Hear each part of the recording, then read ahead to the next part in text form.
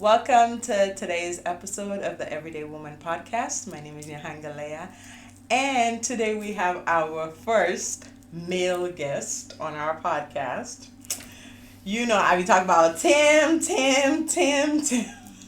So today we have Tim. Tim, thank you for coming. Who is Tim? Okay. Oh wait, you're gonna interview me on my podcast. No, I'm just asking. The people want to know who is Tim. The people want to know. Yeah, Okay. so who is Tim? Who are you? I'm your husband. Okay. Well, so here's the thing. Let me give the backstory. I've been trying to get Tim on here for a while. He said it's the Everyday Woman podcast. It's the Everyday Woman podcast, but I'm having a hiatus. Right? A hiatus. Yeah. For a little bit, because I'm gonna focus on some other stuff. You know, I'm doing mom stuff, wife stuff, working, doing the podcast, and then now I want to focus on some other stuff for a little bit. So I'm taking a bit of a hiatus, I yes, guess. Yeah. a hiatus. So then that's how I was able to get him, because I was like, come on now, this is my hiatus episode. But then also with the podcast, for me, the reason why I started it, as most people know, is because I went through postpartum depression, postpartum anxiety, all the big postpartum things. And it put me in a place where I wanted to tell my story. And then I realized I had more stories to tell because I was married before, I've been divorced. I told the story about war. So I figured, okay, I have more stories to tell, because sometimes I feel like in life, you should tell your own story. So, well, for me anyway, so other people don't tell their story. Tim doesn't even have social media, so that's the first thing. So I don't even know if you would never tell your story if not that you were married to somebody like me, would you? No, I mean, I don't know. Like me, I'm more of a one-on-one type of person. Okay. You know, I don't do things in a crowd. I never follow anyone's lead. I'm very much the trendsetter type of person. So, there you go. But no. But I'm just saying, I've never done what everyone else does. So are you saying I'm doing what everyone else is doing? No. I'm not saying that. I'm just saying, like, for me. What was the question you asked me? I said, if not that your wife had a podcast and brought you on, would you ever do something like this? No, absolutely not. No, but why did you say you're a trendsetter? This is an ongoing thing in our family. Every time something comes up, Tim's gonna be like, oh, I'm the trendsetter. I started Looney Tunes socks when I was in high school. But, I mean, don't give the people all the info, but Okay. We're gonna get into a little bit of that as we talk. Okay.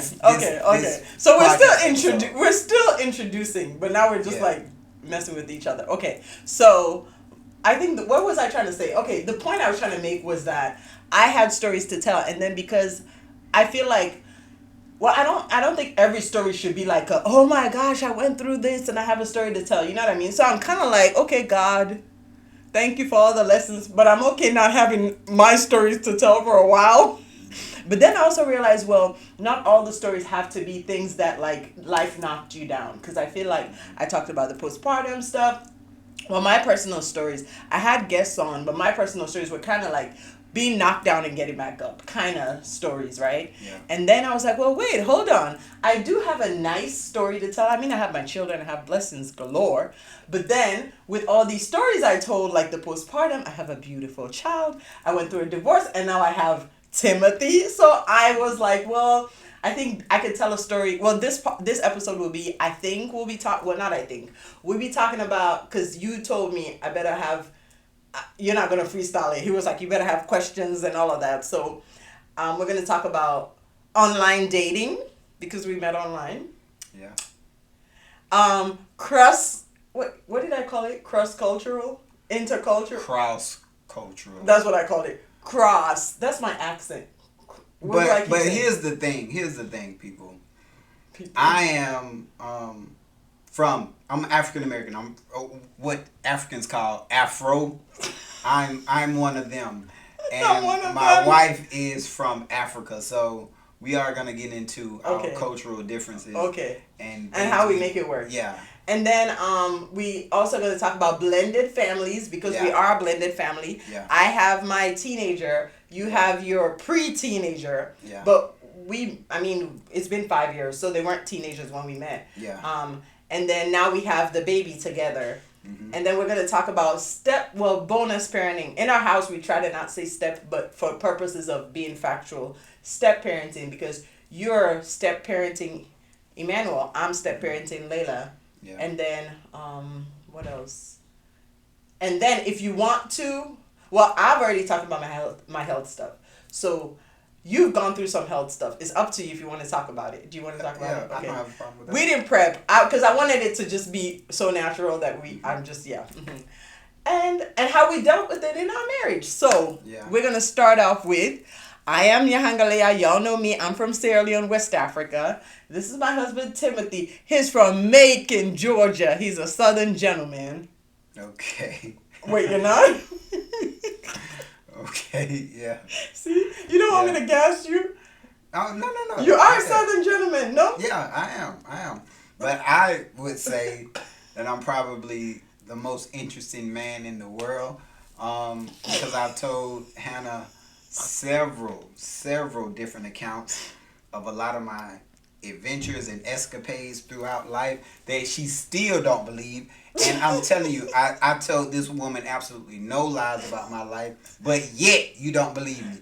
And I brought people to verify the stuff that I was telling you, and you still don't believe me. And then Tim is a undercover. What is it? You didn't. He was supposed to be a comedian, and he missed his calling. Maybe he might still get into comedy. We'll see.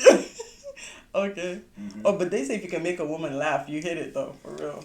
Yeah, that's what they say. Because I be laughing. But also, what do you call it? Nose wide open? Yeah. I'm going to have my nose wide open, so whatever he says, I'm just like, yeah. Okay.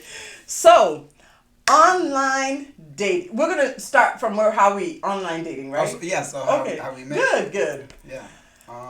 Me, personality-wise, you won't find me online dating because as you can tell, I'm like, hey. And then I was single for 2 years?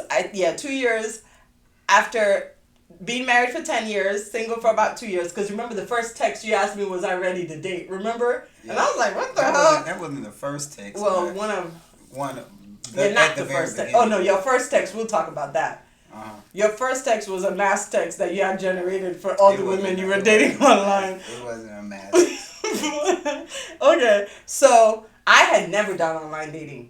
Mm-hmm. Tim, you had been doing online dating for how long? Man, I would say I had been online dating off and on for maybe 3 or 4 years. I would say closer to 4 years. More than that. Yeah, probably more than that. Yeah. You know why? Why? Plenty of fish. Oh, yeah. More than that. That terrible dating site. Terrible so it's more than that. I'm giving you more like 7 years. Yeah. Yeah. Before me and you met. Because here's the thing, though. Here's the thing with me. I am not like Hannah is. I'm telling everybody your middle name, but Hannah is an extroverted person, and I'm not. I'm very quiet, very reserved, very keep to myself, very homebody. You know what I mean? I don't really like leaving the house at all. And so for me, online dating was a way for me to, meet people, because I don't really, even before you and I met, I didn't go out anywhere like that. I wasn't out there like that. I was like, in my high school days, that's a whole nother story. But that's when he was supposedly running things, but okay. Yeah, but I settled down a lot since then. But I'm not the most extroverted person in the world. No, but listen, there's a story with that too, like when you got sick. But you're not. Did I interrupt you? No. Okay. Yeah, but I was going to say, so me online dating was like, oh, well, let me just try it. You know what? I was going to do it for a month, and then I was going to bounce, because I was like, I might as well. For me also, it's just like, I just like trying stuff. So I was like, let me just try Bumble specifically. We need Bumble to give us a commercial or something. Because I'm just saying, we're one of the best products. I ain't going to say that, but... You don't think so? Millions of people that meet online now. Yeah, but as far as the awesomeness of the outcome of the dating experience, you don't think we're one of the best? Yeah. Well, because I think what really helped us out. Bumble was still very new when we got on. Yeah. You know what I'm saying? So I was I had that plenty of fish experience, and that was just like I said, I had some terrible online dating experiences with that site. But I jumped on Bumble because I used to work at Arby's, and every morning I would ride the train to Marta because it was in Sandy Springs. There was always so much traffic. So I never drove in to work when I was working at Arby's, but I would ride the train. And when I was on the train, I would always listen to different podcasts. And one particular podcast that I really enjoy was Tim Ferriss' podcast. But he had the CEO of Bumble on there, and she was talking about Bumble. Our platform is different than a lot of other dating sites where the woman reaches out to the guy. You know what I mean? And so prior to that, all my online dating experiences has been like plenty of fish and girls being overwhelmed and bombarded with messages from guys. So when I heard Bumble and the woman, sends the guy the first interaction before you can even message her, I was like, dang, that's a neat little concept. Let's check this out and see what that was about. So that's how you ended up there. Yeah, that's mine was just like, let me just do it for a month. And then I said, if I don't find anything on a month, I'll leave or whatever. But then I signed up for like there was an option where, so if you just got the basic, you couldn't see if somebody had liked you. Like you the guy can like me, but I might not know, but then they'll still put you in my mentions. And then if I happen to swipe on you without even knowing that you've shown an interest in me, this is from the women's perspective, then it'll match us, and then it'll tell me, do I want to send you a message? For me, I was just like, I don't want to keep swiping on people who are not interested in me. So I paid like $3 or $5, I don't even remember, extra for the month thing, so I could see if somebody had liked me. Had liked my profile. Okay. Yeah, I never, in any of the dating sites I never paid. Okay. I felt like that's an absolute scam to pay. Well, because you were on there for 8 years, boo. It was. Me, I was on. But maybe that's probably because I didn't pay on Plenty of Fish. That's probably why my experience was so terrible. But like, okay, so me, I went there on a dare, like on a 1 month thing. So I was saying that's why I did it, because let me just try it. I could see why you would be online dating because of your personality. Like literally, Tim is. Oh, thank God for this. But literally, I mean, well, thank God for it. And then sometimes I do have to be like, okay, we gotta get out the house, But you were literally like, even when we started getting serious, I knew where you were at every time of the day. Like if it's like, I don't know, 5 o'clock I'll be like, oh, he's right now driving home, or oh, he's at the gym right now, or he's at his mom's house. Yeah. So that's a good thing, I think. I mean, like you and I are so different. Yeah. But we complement each other, you know what I mean? Yeah. Like, you're outgoing, I'm not so outgoing, but when we got together, you made me, come out of my shell. And then you made me come into myself, if that makes sense. Yeah. Right? So it worked out. Yeah, I think it did work out. I mean, it's working out. And then, so we're talking about the experience, right? The Bumble experience. Yeah. So that's how, I had seen that you had liked my profile, and then it was a ton of dudes, obviously, who had liked. So I was chatting with a ton of people. I don't know if you were chatting with a ton of people on Bumble. Were you? Boo. When I was doing online dating, my game was so tight. I had so many women trying to hit me up. You know what I'm saying? Because I was just so...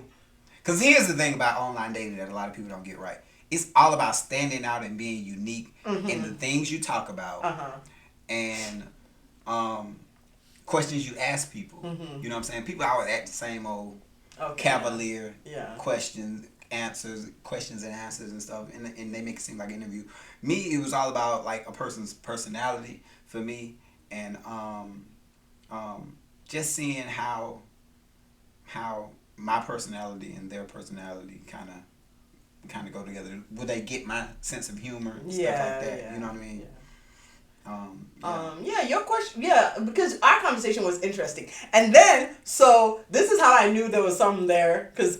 But hold on, back up now. Wait, what am I backing up to? Back up. So, from my experience, like when I got on Bumble, I think I was on Bumble longer than you, because you was only doing it for like a month. I think I had been on there maybe a couple of months before I even saw you. Okay.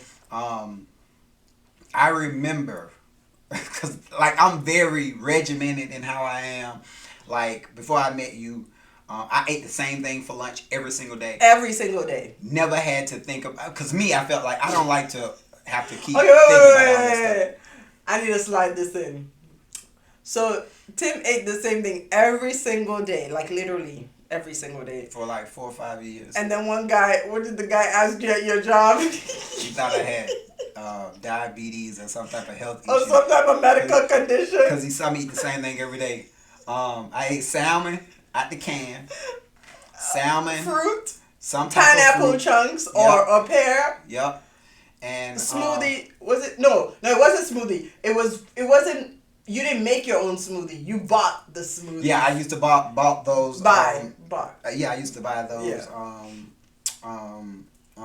Protein shakes. Protein shakes. Yeah. With a lot of sugar. No, it wasn't the sugar. Ooh, that's why you changed it. It was the cholesterol. The cholesterol. Oh, okay. But yeah, okay. So you're regimented. I ate that every single day. Every single day. For about 4 years. Every single day. Until you and I got together. And you would be like, I think that's kind of why you like me, because I'm so like weird in that way. Yeah. Like I'm saying this on the podcast right now. People that's gonna listen to this like, dang, he ate the same thing every single day. Like this dude is really weird. But then get to know me. They're like, nah, he really cool. But I kind of understand why he used to eat the same thing every day. Hey, okay, but I used to eat the same. But hold on, even if they say you're weird, who cares? But you are weird, because guess what? Now you've changed up, made it healthier, but you're still eating the same thing every single day. Because I don't like to just a healthier version of it. Monday, if it's like now, I know what I'm gonna fix for my lunch for work tomorrow. I don't like to have to think about every day what I'm gonna have for lunch. Yeah. You know what I'm saying? Most people are thinking like, man, what I'm gonna have for lunch tomorrow? Yeah. I had a turkey sandwich yesterday. What I'm gonna have today? Yeah. Me, nope. Yeah. If I had turkey sandwich yesterday, I'm probably gonna have turkey sandwich tomorrow and the next day. But that's it. You're simple. It reminds me of my dad a lot. Well, they say women marry men like their dad, but that's how my dad was. Like the things that people stress about in life, he doesn't. You know what I mean? It's kind of like, what's the point? You know. Yeah. Same. Remember the rice they brought me from Sierra Leone? My dad ate that for his whole life, literally. You know, and it's just anyway. Yeah. Continue. You were saying you were regimented and stuff. Yeah. So I was. I'm very like regimented in how I do things. Yeah. So I remember when so my routine when I was on Bumble would be this. I would get on and swipe like at night, and then in the morning, because I always get to work like an hour before I'm supposed to be there, so I would just sit in the parking lot, either catch up on reading something on the internet, or watching my little YouTube videos or whatever. And so I would swipe a couple of people in the morning before I go in to work. And I came across your profile, and your profile stood out to me because I was like, dang, you had some vibrant colors on. And I was like, dang. Because I had the African print. Yeah. So I was like, dang, and she's pretty. So I just swiped on you. Now, was it swipe right if you like them? Is that Tinder or is that Bumble is like that too. Yeah, you're right. Because they sued. They sued each other. Oh, they did? I didn't know that. So I swiped right on you, and I didn't think anything good. I was like, dang, I wouldn't mind me and her match, right? So, go into the office or whatever, and then I think when you match with that person, you get a little notification. So I remember.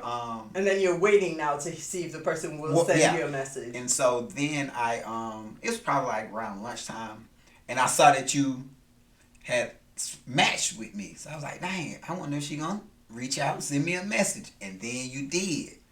And then I think we exchanged a couple of messages back and forth. Yeah, because we talked about the accounting, about you being an accountant, me being a nurse. Yeah. And then I told you about this one nurse I worked with, because I asked you, would you ever do like a file taxes, like do you file taxes or something? Yeah. And you said you file your own or something like that. Yeah. And then I said, oh yeah, there's a nurse I worked with who, well, and I didn't work with him. I knew him because he did my mom's taxes. Mm-hmm. That during the tax season he would file taxes. And then I said, oh, is that something you would ever do? I don't remember what you said, but then we exchanged numbers. Yeah. Yep. We exchanged numbers, and then my very first text, because I had a thing where when I would get a girl's number, I would always text her like, Let me say it. Hey, Hannah. Well, my name on Bumble was NYA because I didn't want to put my whole Nyahangalea, so it was NYA, so it looked like Naya. So his text would be, hey, Bethany. Hey, Christabel. Hey, Naya. This is Tim from Bumble. Save my number. It will bring you luck. LOL. Right. Or smiley face or something. I don't remember. Right.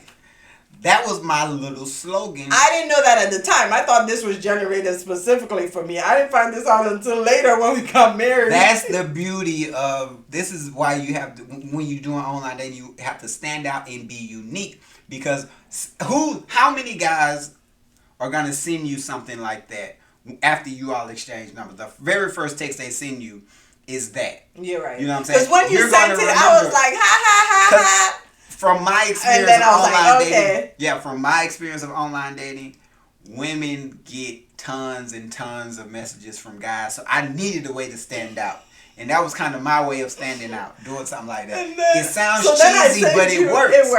It worked. Because then I literally saved you as Tim from Bumble. Because other people, I don't really save their numbers. But because of that text, I was like, ha, ha, ha. So I saved you as Tim from Bumble. And then I had told, when I saw your picture, I screenshotted it. This was before we even, I think we chatted on Bumble, but we had just exchanged number either way. And then I sent it to my friend. And then, whenever going on, as we kept talking and stuff, your name was Bumble. Yeah. So you were Bumble for like 6 months until we started. I was like, okay, there's some here. Then we started calling you Tim. But for like 6 months, your name was Bumble. Yeah. But go ahead. And then you sent me a text and said, when could you call me? Or something like that. Yeah. And then. So after we exchanged numbers, I sent you that text. Yeah, I was trying to see when we could talk on the phone. Now, I was nervous about that part because I'm like, man, most of the time when you start talking to this person on the phone, chemistry doesn't be right. Somebody's real nervous. You know what I mean? And I remember it was a Wednesday when we called because my dad had picked my daughter up from daycare. And I was like, man, I'm just going to call her. I think I was on the way home from work when I called. Because I was on the way home because I had to go get Emmanuel. He was downstairs with my friend. Yeah. And we talked. And like for me, when we talked on the phone, I was like, dang. I had like butterflies in my stomach. You know what I'm saying? Because the conversation, it wasn't like I was nervous or anything. It was just that the conversation was flowed so well. It was easy to talk to. We had plenty to talk about. And then when we got off the phone, we didn't want to get off the phone with each other. It was like, because we got to where we had to be at. Yeah. No, but you when you got home, I think your brother had your sister coming from the playground. No, my dad. Oh, it was your dad? Okay, yeah. Okay. Had Layla, and they were coming from the playground. Okay. But, yep. And from that point, I was like, I want to talk to this girl again. You know what I'm saying? And like, for me, like that had not happened to me before. You know what I'm saying? It had been such a long time. I haven't had, when I was doing online dating, I never looked forward to hearing from someone again. Yeah. After, like the first couple of experiences weren't the best. Yeah, after the first couple of phone calls.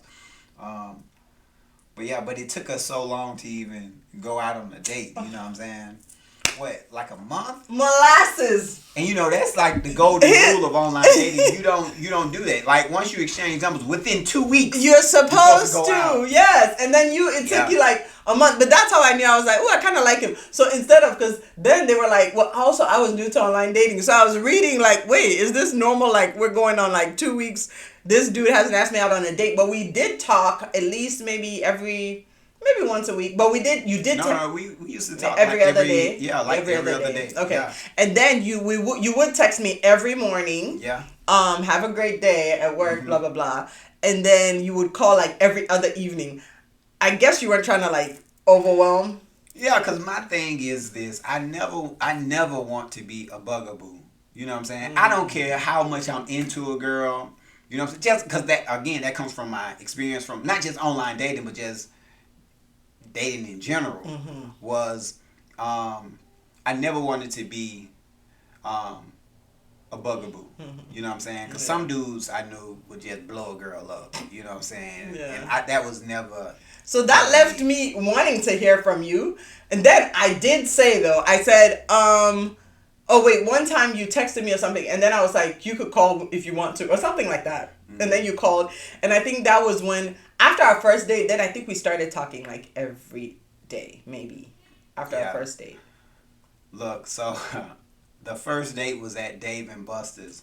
Yeah. And I remember... So I called you out and said, you need to plan a date or something like that, right? Yeah. Then we ended up on, because you said, do you want to go out to dinner? I didn't want anything too formal. So we ended up with Dave and Buster. Yeah. And then how did Dave and Buster go? It went well. You got there before me. And then I met you at the front of Dave and Buster's. And I remember when I got out the car, you know what I'm saying? I spotted you. And then I don't think you had saw me at that point. But as I'm walking up, now let me tell y'all something. My walk was on fleek. You know what I'm saying? Okay, wait. He's right. You know, because I was gonna say, but you're right. Because you were swole then. Yeah, I was so much bigger now. I mean, I was so much bigger then that I am now. Because surgery, going to brain surgery, lost a little weight or whatever. Yeah. But your boy looked like Iron Man, you know what I'm saying? Or Captain America. Okay. The black Captain America. Okay. Because I had on a shirt that looked like it was just painted on me. Muscles just popping from everywhere. Muscles just popping from everywhere. So my walk was a mixture of Denzel. Yeah, Denzel. And Wesley Snipes from New Jack City. Oh, Look that up for my African people. Look up New Jack City. What you mean African people don't know New Jack City? See, you're about to get canceled on my podcast. But look, I remember when I got out the car, my walk. When I saw that you saw me, you was like, I could tell you immediately got nervous when you saw me walking up. Well, I think I was like, ooh. It wasn't nerves. It was more like, oh. Yeah. It was like that. Yeah, but I was nervous too. So then we met up. When I walked up, I think I gave you a hug. Yeah. We hugged. Yeah. And then you had on like some little khaki pants. And then, linen khaki mix. Yeah, and then I saw, body was on point. You know what I'm saying? Curves for days. You know what I'm saying? It's okay. I did. I was looking at the physique too, because I ended up touching you. That's how I knew she was. Oh yeah, she definitely feeling you. Because I was like, we went to you grabbed me on the shoulders. You was like, cause we went to the bar. We went to the bar at David Buster. No, I did this, but I remember doing this too. Yeah, I guess you're trying to see if it was real or something. But yeah. We ended up just having a really good time. Yeah, we barely played games. Yeah, we barely even played. We ended up going out to the car. To talk. We sat in your car. We talked for like an hour. Yeah. The only reason you had to go, I guess your mom was keeping Layla, but yeah. And then you planned a date the very next week. It took him like a month to plan a date, and then the next week he was trying to have another date. Yeah, because after that I was like, dang, I had such a good time. And like, here's the thing, like, for me.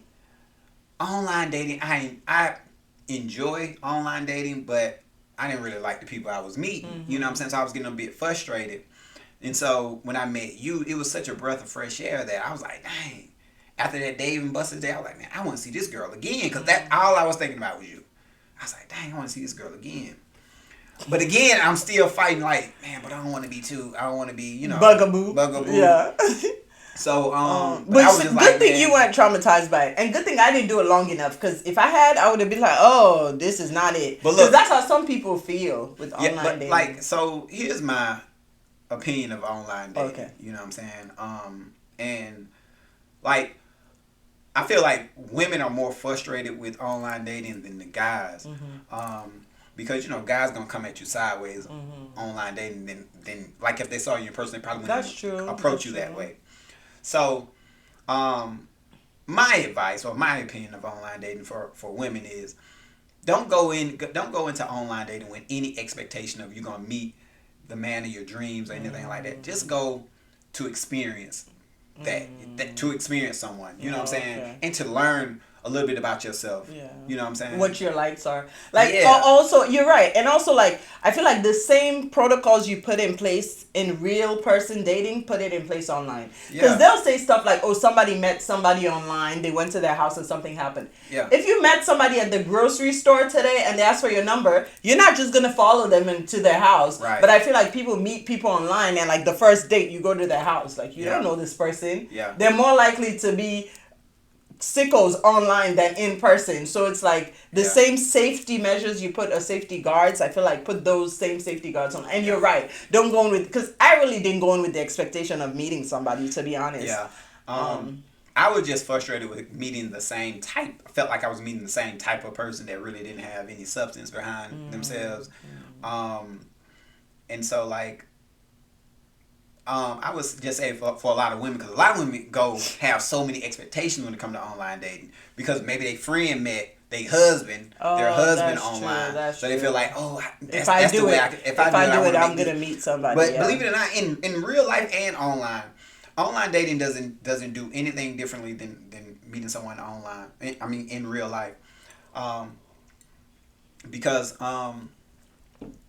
with online dating, with in real life dating, you're gonna kiss a whole lot of toes before you meet that right person. True. And with online dating, you're gonna meet even more toes because there's more people. But also, that's the thing with online dating, because I'm like, especially like if the person's a home buddy. Like for me, I'm like, I did go out. Like before, when I met you, I call it my living single. That's my new name for it. My living single days when I was in the condo.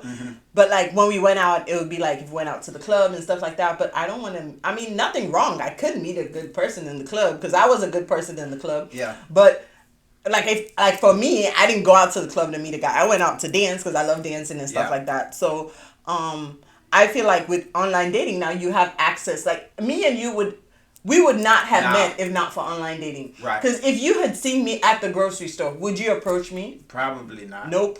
You see what I'm saying? If I had seen you, I might have made like I like you, but I'm not gonna, make the move. I would expect you to, you're shy, you're not that person who's gonna be like, hey, so if not for online, me and you wouldn't have met. Well, me and you, we were meant to be. So many things, showed that it was meant to be. So we're not, I don't want to say we're an anomaly. That's a different thing, but I don't know if it's a good or bad different thing. If somebody says an anomaly. But either way, I feel like, so with us, I didn't go in like, oh, I'm about to meet my husband. No, I just went into... Yeah. It wasn't like that for me either. So it was a pleasant surprise. Yeah. But I think a lot of people are frustrated with online dating because they have these high expectations of meeting that person, But it's still good for the experience, because I feel like women should date more. Like now in hindsight, when I met you, I realized I was so naive to dating. I dated this one guy when I tried to get back into dating, and man, he played me. So did he play me? He didn't really play you. Yeah, because I cut it off. But he was game. What was he? Yeah, he was trying to run some game. He was running game on me. I didn't know. And then I meet you. I'm like, man. And then this happened. And Tim was like, man, that man was running game on you. I was so naive. But then also, I didn't have a lot of dating experience. I dated my high school boyfriend for like 4 years. Then I dated this other one for like a year, for like a year-ish before I came to America. And then I was in America for like less than a year. I met Emmanuel's dad. I dated him for like maybe a year even. Then was married to him for like 10 years. Like, you know what I mean? That's not much experience. And honestly, no shade to people in my past, but like, I wouldn't remarry, or I wouldn't marry any of those people. You get what I'm saying? Yeah. Like, I'm not, there, everybody's married, I think, now, and like has families and stuff. Mm-hmm. But I'm saying, whether it was our age or whatever phases we were in life, like, I'm not saying like, oh, I would marry any of them. Do you get what I'm saying? So like, I didn't have enough experience with dating, Yeah. So I wished, like, instead of having long-term, like dating for 4 years, I would have been like, okay, this isn't working. But I had the, like, hanging in there type of thing. Instead of just, you don't have to sleep with people. You could just date. And then you know what you like and what you don't like. But I feel like maybe people tend to sleep with people, and then they get invested. Yeah. So you're like, oh gosh, and I don't know about here, but like in Sierra Leone, we got this obsession with like your body count. I don't know if women here. I mean, I don't like generalizing because everybody's different. But you would be like, man, I already dated this person. I don't want people to say I'm dating everybody. Whereas now I'm like, if I had a daughter who like was a teenager and stuff, I'll tell her not to sleep with people, God forbid, in college, but it's okay to date to know what you like. Yeah. Right? Yeah. So, it's funny you say, you don't have to, every person you date, you don't have to sleep with them. Because, like, when I first started online dating, man, if I had a bad chick, I'm trying to sleep with her. But that also got me in trouble a bunch. Yeah. You know what I'm saying? So, like, right before I met you, and I would say the last 2 years prior to meeting you, I was very, very, what's the word I'm looking for? Selective? Yes, very selective of who I wanted to sleep with. Because even if the girl was extremely attractive, right, I would always be like, well, do I see myself being with this person long term? You know what I'm saying? And if my answer was no, I never attempted to sleep with that person. You know what I'm saying? Even if I was like, man, this girl is, she's bad. Because like I said, I had been burned before, and burned not in the STD way, but I had oh, but that is what they call it. That is what they call it, right?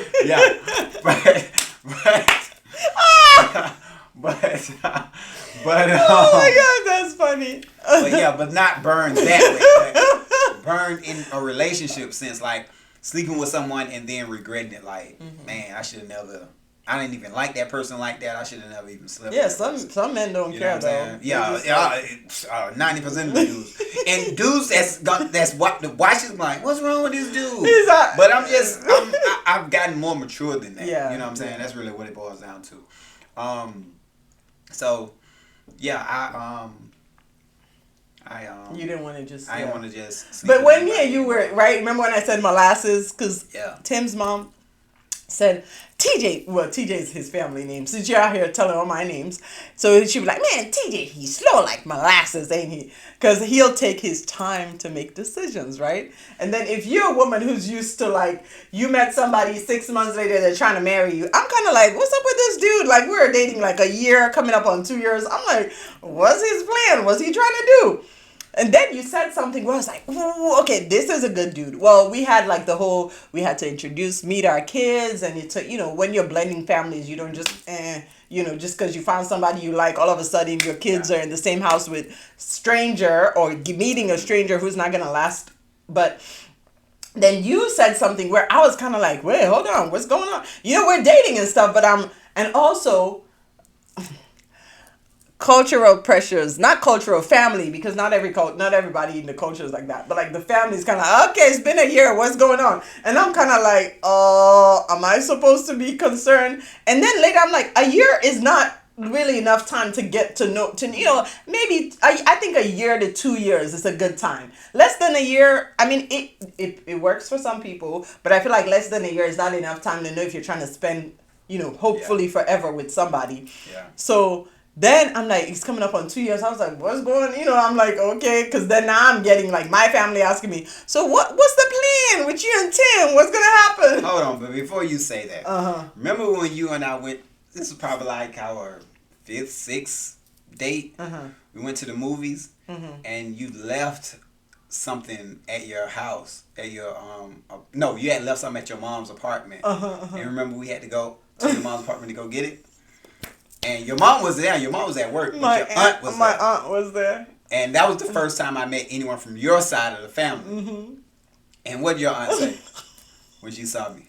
She said, I look forward to meeting you the next time when you come to marry. What did she say? Yeah, along the lines, it was kind of like, oh, it's nice meeting you. Oh, such a good looking gentleman. You know, hopefully the next time we meet you, it's gonna be at your wedding. At the wedding. Jim was like, oh. What? You know what I'm saying?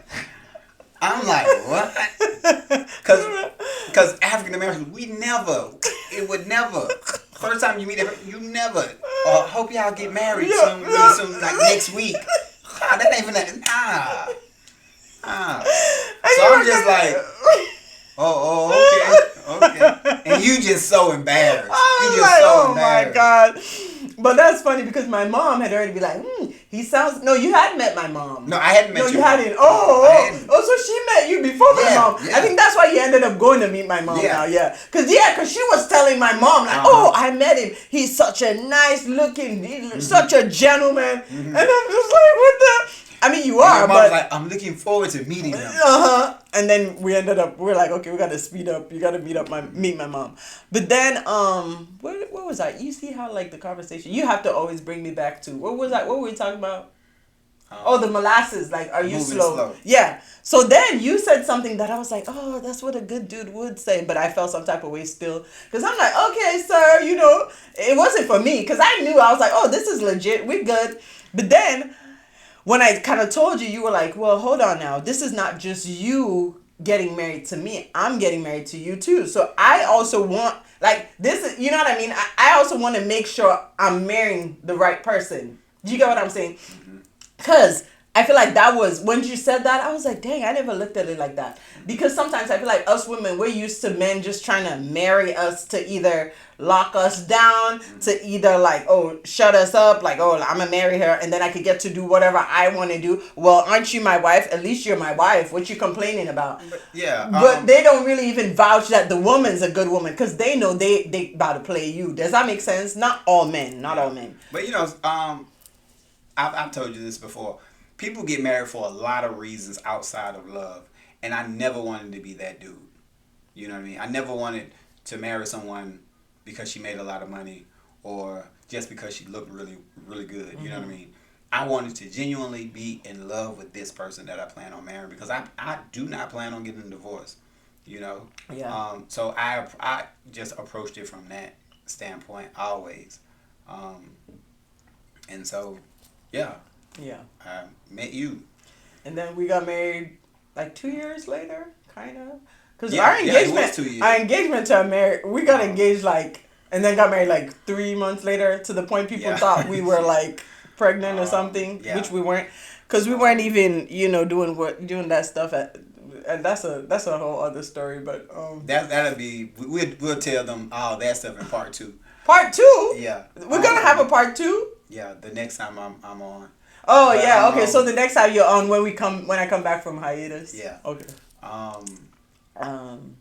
But let's talk about the cultural. Okay, so then now we've talked about online dating and how we met and like tips. So I think we kind of gave tips to people like approach it like you would approach regular dating. Yeah, and don't ever get frustrated with online dating because like online dating is something you should do. Like for example, you should like do online dating. Let's say, man, I'm gonna use the next 2 months, 3 months or whatever, and I'm gonna go online dating, try to meet some new people, have some new people in my circle. Yeah, that's true. And once you do it for those 3 months, and let's say you meet 2 or 3 guys, date those 2 or 3 guys for a little while. Don't worry about online dating. Or don't be exclusive with one person met. Don't be exclusive. Yeah, like you can date multiple people. Yeah. Right? And without committing to until you figure out who you want out of them. Right. If you don't, then just be like, okay, I'm gonna take a break and then I'll come back to online dating. If you actively want to meet somebody. Right. Yeah.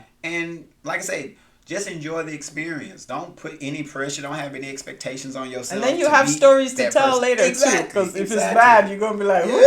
Yeah. The frogs I kissed. Yeah, and take, like I say, do it for 3 months. Take a break for 3 months. You know what I mean? Okay, so now we're moving on to second topic, cultural differences. Yeah, well, cultural differences, cultural surprises.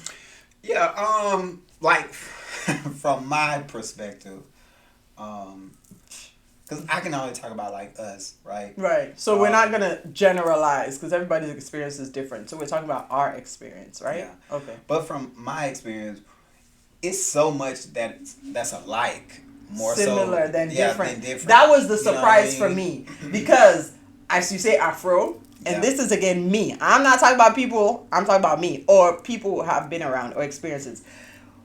My experience of an African American was different before I met you. Mm-hmm. And it wasn't like because this goes it goes years back, the beef with this. Supposedly, I didn't even know there was a beef with some silent beef with African and African Americans where people are like, oh, African Americans, they're lazy, they just depend on government support. I'm like, what the hell? And then African Americans be like, you Africans come to this country and think you're better than us, you know? Mm-hmm. So I've heard that so much. And I've heard that, like, I've had African American women tell me this. And I'll be like, what? That's not true. But again, that's me personally. Because I feel like whoever says that is ignorant. Mm-hmm.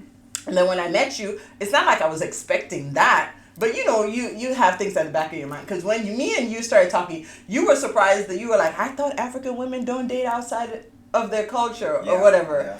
I feel like everybody tries to stay with what they're familiar with. Mm-hmm. But like you were the first. No, you weren't the first. The guy who conned me, he wasn't African. Mm-hmm. He didn't con me. But the guy who, what did he? He ran game on me. Yeah, trying to run some game on me. But like, so he wasn't African. But when I met you, I was like, dang. But also maybe it's because you're from the South. I don't know if that's the thing. Because you're from the South. So it could be that. Yeah, I think that y'all still have some of those African roots. Yeah. You know, because people from the South, the Carolinas and stuff, like they have somewhere that they talk Creole in like North Carolina or something. That's, you talking about New Orleans. Yeah, New Orleans, but no, boo, they have somewhere in South Carolina, not Creole, like New Orleans Creole. You know that's the French Creole. Yeah. I'm talking about Creole, like Creole where we did talk. I'm talking about our Creole. Yeah, no, there is. I was looking up for us to go there one time with the kids. They literally talk Creole. It's in South or North Carolina. Oh. Yeah, it's Gola tribe or something like that. Yeah. Okay. So they literally have people there who still y'all boil peanuts and so it's so many similarities, even the culture of how the grandparents are with the kids, with your mom and the kids. I was like, dang, there's so much more similarities than differences for me anyway. What about you? The same thing, like y'all eat the same food we eat, y'all just don't call it what we call it, and y'all season it differently. Yeah, that's true. Like gumbo. Yeah. But it's the same. Here's the thing that I've noticed that's different with African women versus you want to say African American women.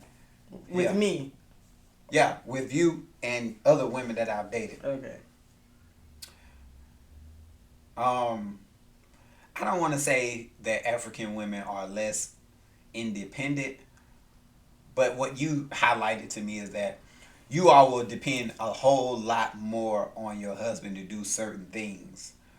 For example. Okay, so talk about your personal dating before you dated me, like other women you've dated, and then when you dated me. Okay. So other women that I've dated, let's say we semi-serious, and they have,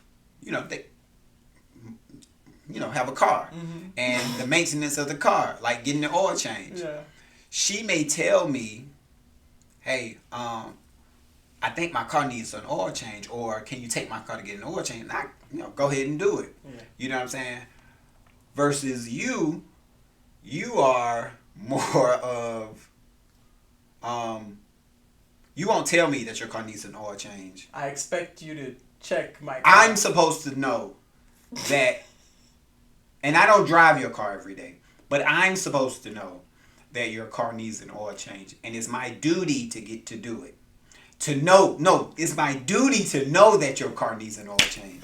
You sound like you're complaining. Like, I'm not complaining. Okay, yeah. I'm not complaining. I'm just saying. Because you sound like you're trying to explain it so somebody can be like, yeah, dude, it ain't. You're like, I don't drive the car.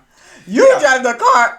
How am I supposed to know something's going on with your car if you're driving the car every single day? You should let me know if you hear something that's acting funny. But that I do that. That I do. Then I'll be like, okay, well, we need to go take it to the mechanic. Yeah. Or So I just noticed stuff like that is like you think every guy has it built in their head that, oh, my wife's car needs an oil change. Although, like, how many times have I even been in your car? But, hold on. If you change the oil every time it was due, you would know. Because then you would create a system to know that, okay. Boo, stop it, boo. My thing is this. Boo, you drive your car every single day. I'll tell you, your car, 3,000 miles, you need an oil change. See? So all you have to do, because they put a sticker on the windshield. 103,000 miles, let me know. We can get an oil change on your car. I get an oil change on my car. You get upset with me. Well, you didn't take my car to get an oil change. I'm like, boo. Have you told me your car needs an oil change? So you think that's an African American difference? That is very different. Okay, wait. Very different. Let me ask you something. You know how like you drive, like his gas will be on half and it's empty for him. Yeah, I don't like to go below half. The light comes on, that's when I know I need to buy gas. The few times I would get into your car just to run to the store real quick. But that's a personality thing. That's not an African Your thing. gas light is on. But that's not an African thing. That's a Hannah thing. Yeah, that is. Because I've told you I likely have undiagnosed ADHD. I've told you that. Oh, God. Come on now. Babe, for real. If they were to look at me, you know me now. Boo, you are the most organized person I've ever met in my life. Say it again. Repeat it. You're the most organized person I've ever met. Keyword. What's the keyword? Look, organized. I think this is absolutely amazing that you can do stuff on the seat of your pants, off the cuff on the seat of your pants. You a whiz at it. We had children's church. The computers went down. You still didn't miss a beat at all. Me, I need things to be in place. Okay, this is what I'm going to talk about. What did I tell you when you told me to come onto the podcast? What are the questions we're going to talk about? You were like, I'm not coming on if you don't have a list, if you don't have a plan. Yes, let me know the questions you're going to ask me so that I can be prepared. But guess I like what? to be prepared. The whole time you've been here, have you seen me look at any questions? So again, back to what you're saying. Nothing. On organized, right? Aren't we killing it? We killing it, but I'm saying. But I told you I had questions, which I do somewhere. But I was like, I ain't gonna need the questions. But he wants me to have questions, so I have questions. But me and you went to a psychologist. I would likely, or whoever diagnosed this, I would likely get diagnosed with ADHD. You get diagnosed with some type of neurodivergent. You know what the neurodivergent stuff is? You know what they would say. You know what the neurodivergent stuff Mr. is? Singleton, you're absolutely normal. You're absolutely No. They would diagnose you with I think that's the word, neurodivergent. They do stuff. I don't even know what that is. Boo, but I'm telling you, they do stuff like you. They'll eat the same meal every time. They need things a certain way. They need a certain environment. That's how. When we're done, I'm going to show it to you, and then we'll put it on the screen. Mr. and Mrs. ADHD and neurodivergent. He said that's the internal normal. Okay, that's not me. So I feel like you try to Did you try to insult me, calling me the most? What did you call me? The most unorganized, organized. What did you call me? Unorganized person you know in your life. That sounds like you hit the jackpot, though. Boo, you hit the jackpot. What are you talking about? Okay, so what were we talking about that brought us there? Yeah. You said the gas, the changing the oil. Okay, changing the oil. Okay, fine. Yeah, because also, that could be cultural. Because, okay, here's the thing. In my culture, or like how I was raised, because sometimes it's not just the culture, because you could be from the same culture and people are raised differently. Or also, too, that's the oil thing. Also, too, boo, if I'm not around and your tire is low, can't you put air in your own tire? Well, because an African woman, if she see her tire is low, an African woman, say my wife, say my African wife. No, I'm saying not an African, but African American woman. If she see her tire is low, and let's say she's leaving work or whatever, she'll stop at the gas station, put some air in. So even one who has a husband, even one who has a husband, yes, you will not. You will drive home on a darn near flat tire and tell me my tire is.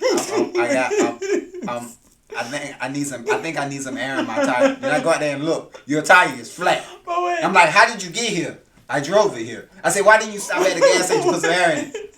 Oh, I don't know how to use that thing. What? Hold on. Okay. Come on. So wait. That's all you got about the cultural differences. It sounds like all the stuff you got is stuff you have to do. Boo, I'm like, why would you do that? Like, why would you drive all the way home? You passed 4 gas stations getting home. Because I'm just like thinking you're home, you're gonna take care of it. That's it. Just like with the money. Remember when we were dating and I needed my tires? I needed new tires. I could have afforded new tires. What did you do? What did I do? You came to my house and you gave me cash for new tires. Yeah. So you were acting like an African man right there. See? Ooh. So wait. I'm saying though, there are certain things where it's just, I mean, we made that funny video, remember, where I was like, I'm African, I make my own money, but I want my husband's money too. There are just some things, some ways we were raised that in my head, that's my expectation of what a husband does. Do you get what I'm saying? So because you weren't raised that way, in your head, you have different expectations of what a husband and a wife does. So vice versa. You get what I'm saying? So then when we got together, it was kind of like, you'd be like, why would you drive with the thing? Because it's likely that if when I was growing up, the people I was growing up, they would drive with the, you know what I mean? Or even with the house, you know, like with cooking. You're like, I know you're going to cook every time. I mean, I love cooking. Man, are you yawning? Are you tired? No, you know I cut grass today. Well, yeah, I was yawning too. That's why I went and got the Coke for the caffeine. Okay, so then they're like expectations where, again, cultural. I don't think our stuff is big cultural stuff. Because one thing, again, there are a lot of African men who are hands-on with their kids. Yeah, but me personally, you're the most hands-on dad that I have experienced. Like the most hands-on for me personally. Well, also just in the dating scene, you know what I mean? Like you're very hands-on. So for me, I feel like that might be how maybe with your upbringing, or maybe it's just you as a dad. So some things I'm like, some things are not necessarily African versus African American. Yeah. For us, I feel like we have more similarities than differences. Yeah. Because you're very hands-on with all the kids. What else? Okay, I feel like the 2 things you said were cons though. What? I'm saying pros. Like the things you said about me needing you to do the tire and the that we did. Pros, cons. No, I'm doing pros. Why are you doing cons?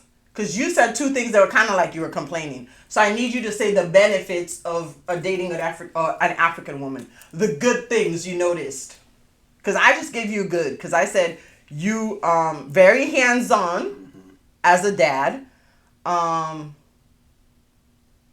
I talked about you, even though you're not African, you brought me cash. Because I told you, I was like, man, I said African women, we be liking to feel that physical cash. And you listened. You literally brought me cash. And I was like, ah! So see, I just gave you two. Well, here's the thing, though. I feel like African women. Say my wife. Well, I feel like my wife. Because African women, that's too vast. Like we got so many countries and like you. Like you know how to make a guy feel like a guy. You know, feel like a man. You know what I'm saying? It ain't about. Because I think sometimes women, my African American women, be like trying to pump their gums too much about being independent and. What's pump their gums? Oh. Beat their own drum about being independent and being a boss chick and all this and that stuff. And you can be all that stuff, but can you still make your husband feel like the man? You know what I'm saying? Because I am a boss chick. Yeah. But I'm also, Yeah. Your wife. Yeah. You know. Okay, good. You okay? You're learning.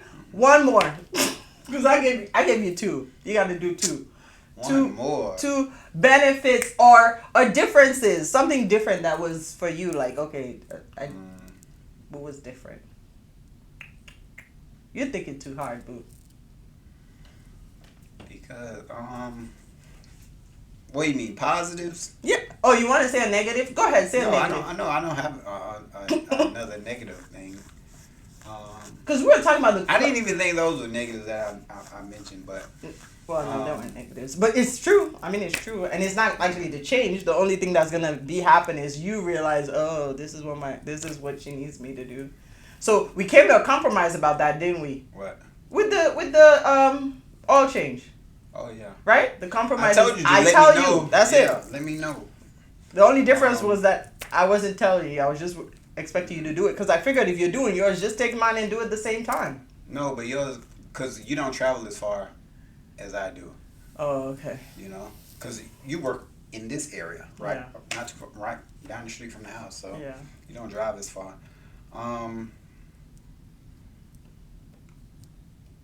Boo, you're thinking so hard. We're gonna have to pause this and fast forward it. Yeah, we are going to fast forward it, but no, we're not.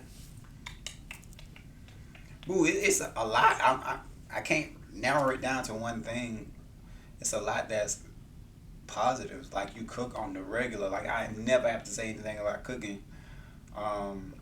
Ooh, I'm gonna give you a positive because we bicker about this. What? You clean so good. I know.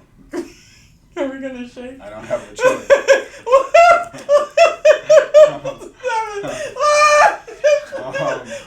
supposed to mean? What's that supposed to mean? If you can see, you say you don't have a choice. I can say I don't have a choice because you said I cook right so good. Yeah, boo. I don't cook now. Come on now.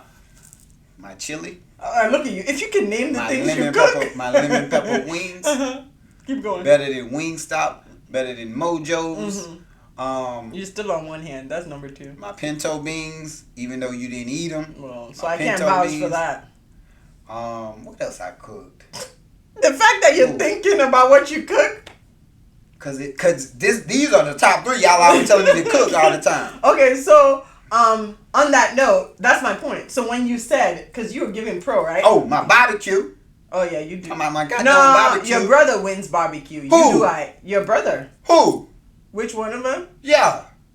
Neither one of them cannot barbecue me now. Come on. Okay, we're gonna do a barbecue. Okay, we're gonna do a cook off. This memorial or. No boy, I can't hold a candle to me. What are you talking about? Listen, I'm gonna clip this off and play it at your mom's house, and y'all gonna do a cook off. That's it. Yeah. Okay. They can't touch me. Dang, I feel like I'm all like in your space, right? Yeah, but it's okay. Okay, so that's gonna pivot us to step parenting because we're just talking about how you're so hands-on with the kids, and then you try to shade me when I say you clean so good. That's a compliment, boo. No. And you said I don't have a choice. But you clean good too. But the way you clean, I can't be in the house when you clean.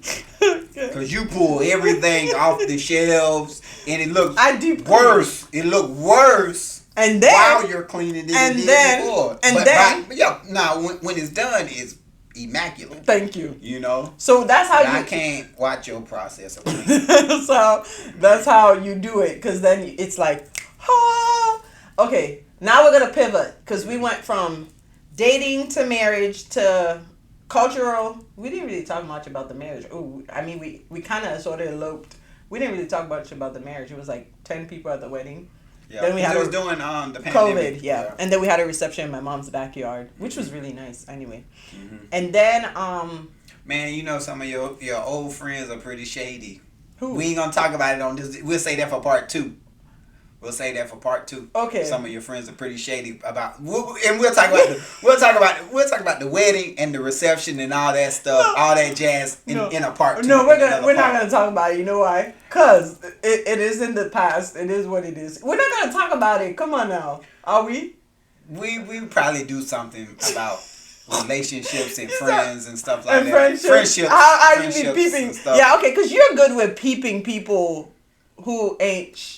Yeah. Does that make sense? Yeah. You're good with that because you sit and observe. Me, I'm more like, oh, hello, everybody. And then I keep giving people chances and you just observe it like, okay. And then when I realize and I come to you like, oh my gosh, can you believe it? And you're like, I peeped it. But you've been, okay. Okay, part 2. You see, we already have topics for part 2. Yeah. Okay, so now, blended, right? Yeah. Blended family / well, we're just gonna say blended / step parenting. That's one. And then the last one will be the help, right? Yeah. Okay, so how do you think we're doing? Like, how do you think we did with blending our families? Because let's say first, when we met, this was 5 years ago. This is 2014. So this was 5 years ago was 2019. Mm-hmm. Oh my.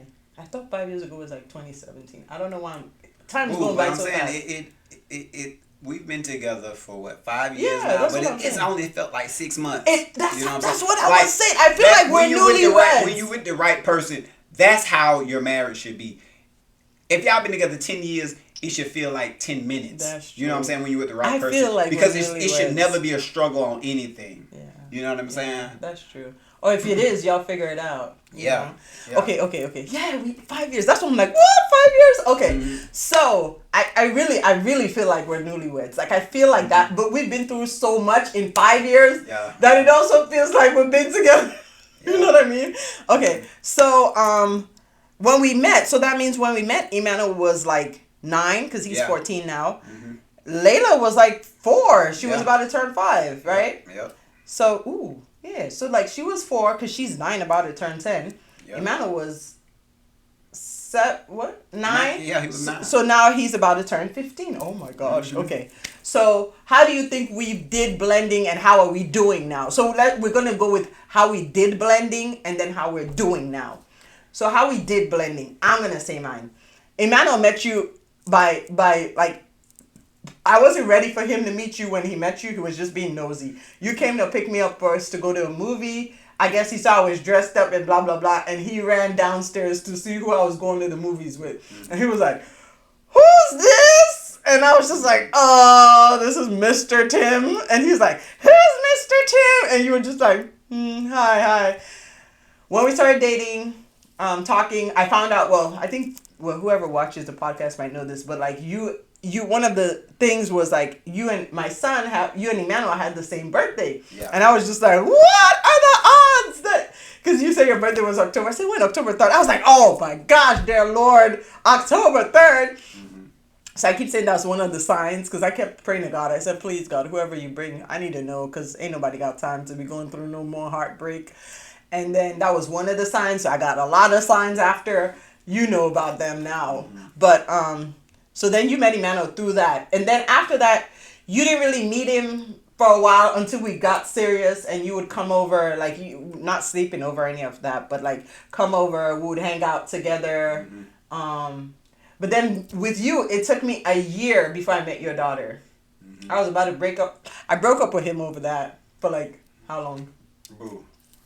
You broke up one time, and you didn't cause the breakup. I mean, I ain't gonna say you didn't. I didn't cause it.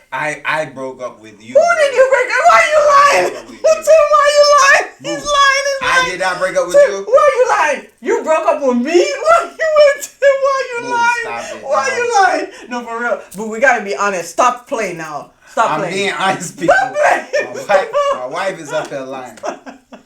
She's lying to y'all. I had broke up with you. Remember? The time clock is rolling. But we're not gonna get into that. Stop lying. That's for part 2. It's not part 2. It's this part. Did you break up with me? Mm-hmm. Tim, stop. Mm-hmm. No, okay, say the truth. Why you stop? Tim, stop. Did I break up with you? No, you didn't. You want me to bring witnesses? I'm about to call people on this thing to talk about the breakup and who broke up with who. It didn't go well for me, but. And what'd your mom say? Why you break up with me?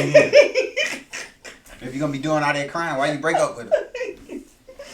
And she was part of the reason why. She don't even know it. Because she kept asking me, so what's the plan? Man. Okay, back to. So it took you like a year for me to meet your daughter. But that's because you had things you had to figure out Well, I was going through my custody situation with her. Okay. You know what I'm saying? And that was pretty, ugly. We ain't gonna get into all that. Oh, we're saving for part 2. Nah, we ain't. Oh, see. That was deliberate. We're not gonna talk about that. That's your personal past life. But see how you keep trying to save my stuff for part 2? No, we ain't saving. That's why when you talked about the whole reception and all that, I'm like, nope, we're not saving it for part 2. There's certain things, it is what it is. Yeah, just like yours, you were going through a custody thing, so things got. You were like, let me just figure that out before I introduce somebody, right? Yeah. But yeah, I was way more cautious. Not saying that you weren't cautious or anything like that, but I was just I had to be a little bit more cautious. Yeah, I didn't have reason to, because of the person I was dealing with at the time was trying to use stuff against me. So I was just kind of being a little bit extra cautious. But after that,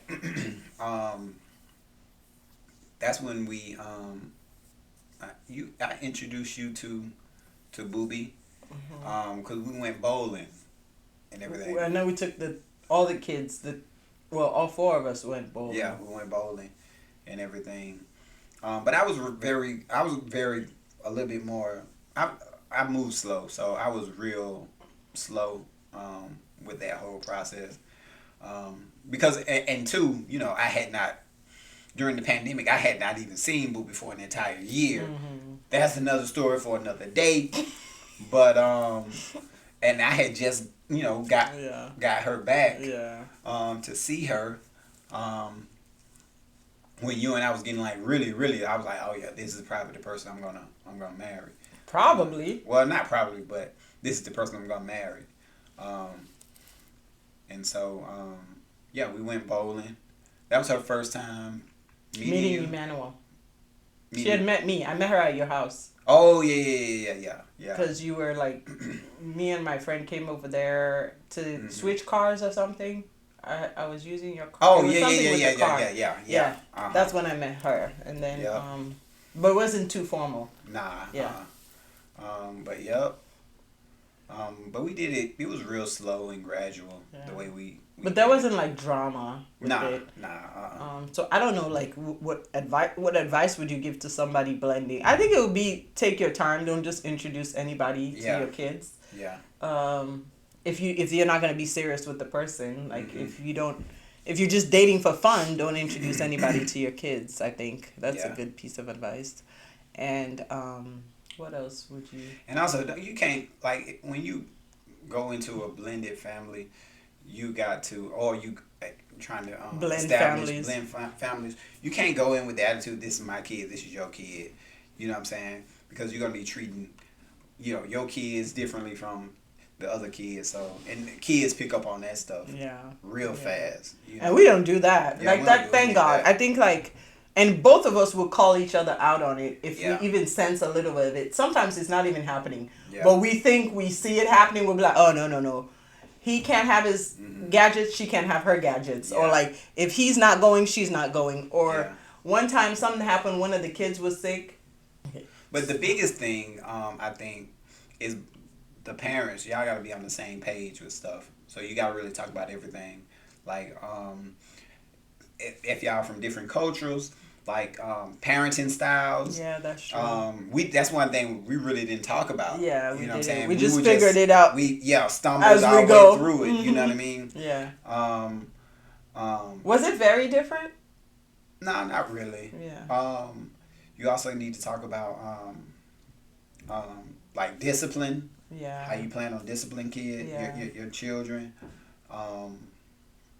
Me, I'm old school. I'm like, let's break out the switches, but nah. Cap, we ain't do none of that. Cap, I'm the disciplinarian. I'm the disciplinarian. He's the one who lets them get away with something. No. Boo. No. These kids be running game on him. No. I'm the one who peeps it, and I'm like, Well, that part is probably true, because most guys, we ain't finna check up on stuff like that. Yeah. You know what I'm saying? But when you speak, they listen though, because you be chill. Me, I talk a lot, and like when they're not listening, I'm like, okay, get in here, yeah. But yeah, like the main thing is just I feel like talking. just love the kid like your kid. Yeah. I mean, there are people who have problems with maybe the other kid is acting up and all of that. But thank God, like we didn't have those issues. But I'm like, if you have those issues, I think the same thing is just to love a kid through it. Yeah. Because my thing is, if your biological kid was acting up, however you would handle it, that's how you handle it if it's not your biological kid too. You get what I'm saying? And yeah, treat the kids the same. Obviously, like, well, boys, girls, because I think that was one of our things. Because I was a boy mom, you were a girl dad. So I felt like you would let your daughter get away with stuff. You felt like I would let Emmanuel get away with stuff. So it took us a while to figure out. And you do too, don't you? Yeah. See, we both do. But we have to call each other out exactly on that type of stuff when we see it. Yep. And I think, like, if you're in a blended family and it's that dynamic, you all have to call each other out. Yes, exactly. You know and not in front of the kids, but in the bedroom or wherever. And then don't be offended if the person calls you out. Just be like, man, I wasn't even like that. Is that what happened? Yeah. And then not just calling each other out. It's like, I don't know if it's like that for you, but it was you and her for a while. It was me and him for a while. And then we had our thing, and then y'all had your thing. And then now this new person comes in. So there's a little of that, like, it was me and my mom. I got my mom to do stuff. It was me and my dad. I had my dad wrapped around my finger. So I think, too, like, what's very important with a blended family is you each parent has to sit down with their own child and say, hey, this is how things are going to change when we get married. Yeah. You know what I mean? Because if you don't do that, the kids are still think we was on this page. Yeah. What happened? And now, what's going on? Because things are going to change. Yeah, it's going to change. Because now there's a mom and dad making decisions and together. everybody has to figure out their new role. Yes, you know what I mean? Yes. So I think talking to your kids about it and like tell them what their new role is kind of and be on the same page, because you don't want kids to come, like, if something happens with Layla, she comes to you, daddy, and that's something you did good that I started doing too, because she'll come to you about, so you be like, oh, you gotta ask Miss Hannah. And then it started where Emmanuel will come to you with stuff, and then you gotta ask him, to the point now Emmanuel will talk to you about stuff that I don't know about, and I gotta hear it from you. So I started feeling some type of way, because I was like, whoa, what's going on? How come I don't know about this?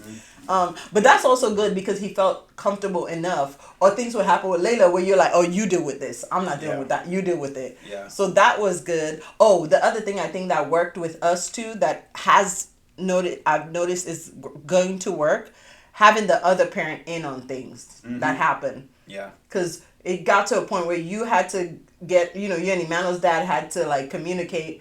I would talk to, like, Layla's mom. So regardless, as long as, because eventually I feel like people, like, so, okay, we broke up, everybody's trying to, like, and then the time's going by, the kids are getting older, you know? So, like, I think, too, like, you have to take yourself out of that situation with the ex, right? Because it's no longer about them anymore. It's just about the kid. So take all the feelings and emotions and stuff out, and just, talk to that person about the kid. That's what you calling him or her for, is your son or your daughter. Some people do try to be petty, because they, like, if they can't be with you or you left over, they try to do stuff to, like, if you want them to do something for the kid, it's like, oh, their way of punishing you is by punishing the kid or withholding stuff for the kid. And it's like, my advice to anybody who does that is, like, that is so dumb, because at the end of the day, again, these kids are growing up. Now they might be 7, 8, 5, 10, whatever. They're going to be 18 one day. They're going to be 16. They're going to be 21. They're going to be 25. They're going to be our age. They're going to peep this, like how you peep game late. Because they're going to look back and be like, dang, my mom would call my dad for stuff and he would just not do it. Whereas you're not hurting the mom. The kid, like, again, I'm always like, we're raising future adults. We're not, your children are not going to always be children. So even if you kind of, like, are a messed up person, you could have only lied to your kids so much, like, and not our parents, I won't say they lied to us, but, like, there are things that happen in our childhood now, and now we look at it, we're like, what the hell? That's what was going on. But at the time, we're looking at it from a child's view. And, like, I would never talk bad about my daughter's mom. That's true. To my daughter, because that's gonna look bad on me. And, like, my wife was saying, like, these kids are going to grow up and make their own decision on how their mother or their father is. You know what I mean? Or, and how you all are. You know what I mean? So I wouldn't do anything that would, tainting my their perception of me. Yeah. You know. Okay. So yeah. Yep. I think that's it for like the blended, like, and like we make decisions together. Don't have the kids pitch against whatever. Pitted against each Pitted other. against Yeah, each other. we don't. And then we brought, like, now we have the baby, so now we have 3 kids together. I keep saying because I say I'm a professional. Well, we have all our kids help out with poops, though. With the baby. Yeah. Yeah. Because it makes everyone inclusive. Exactly. And it brings the family together. Exactly. So it's like, and they're just brother and sister, and that's it. That's all I see. Yeah, they're brother and sister. Everybody's brother and sister. Yeah. Because that's what it is. Yeah. Even though the 2 are not blood related, but they're brother and sister. Because family is not just blood. Yeah. There are people who are adopted. There are people who blend. Family is what you build. Mm-hmm. And then what else? I was gonna say something. Yeah, I think that's it for the blending of the family. Mm-hmm. Oh no, I was saying I'm a professional stepmom. Oh yeah. Yeah, because I've been a stepmom twice, and like literally, I love it. Well, a bonus mom, but like my previous marriage, I keep saying that's the one thing that I like. The highlight of that marriage was my daughter. Then. But she came and visited your mom. Yeah, I know. So she's 18 now. So now it's like you could have we can have our own relationship. But yeah, so that's the other thing. So again, if I was like a shitty mom to her, we wouldn't have, you know what I mean? Yeah. So it's like, yeah, and I still consider her my daughter. Okay, so and you were a stepdad kind of to Layla's big sister, and you were raised by your stepdad. So you kind of have, and I feel like that helps you with Emmanuel. Because your stepdad raised y'all just like his boys, so he's a legend. Yeah. He's a piece of work, man. He's a legend. I don't know if he's a legend, but he's a piece of work. He's a legend. And then you had your dad too. So and they were good too with each other. Yeah. Okay. So now on to this is kind of somber. I already told like my story, okay? With my postpartum and stuff like that. I'm going to say this. You know, I be saying stuff with shock value. Yeah. But how did it feel to you to marry a sane, normal wife and then she lost her mind? Well, you didn't lose your mind. I knew I was going to say that. Because remember when I was going through it, I'm like, I'm crazy. What would you say? You're not crazy. I'm crazy. You're not crazy. Okay, go ahead. Well, in our culture, that's what they say. Like, even when I was going to tell this story, I told you, like, people from, like, my family, they were kind of like, why you want to talk about it? Because in our culture, that's what they just say. Oh, you're crazy. I'm like, okay, I'm crazy. Now what? But yeah, so I talked about my experience with it, with like the postpartum and all of that. Well, just briefly, how was it for you dealing with that from a man's perspective? Somebody actually asked me, was like, can I get you on there to talk about it? I'm like, hey, he's not really camera ready, but okay. How was that for you? Like the health struggles, I guess, of me first. Then go to you.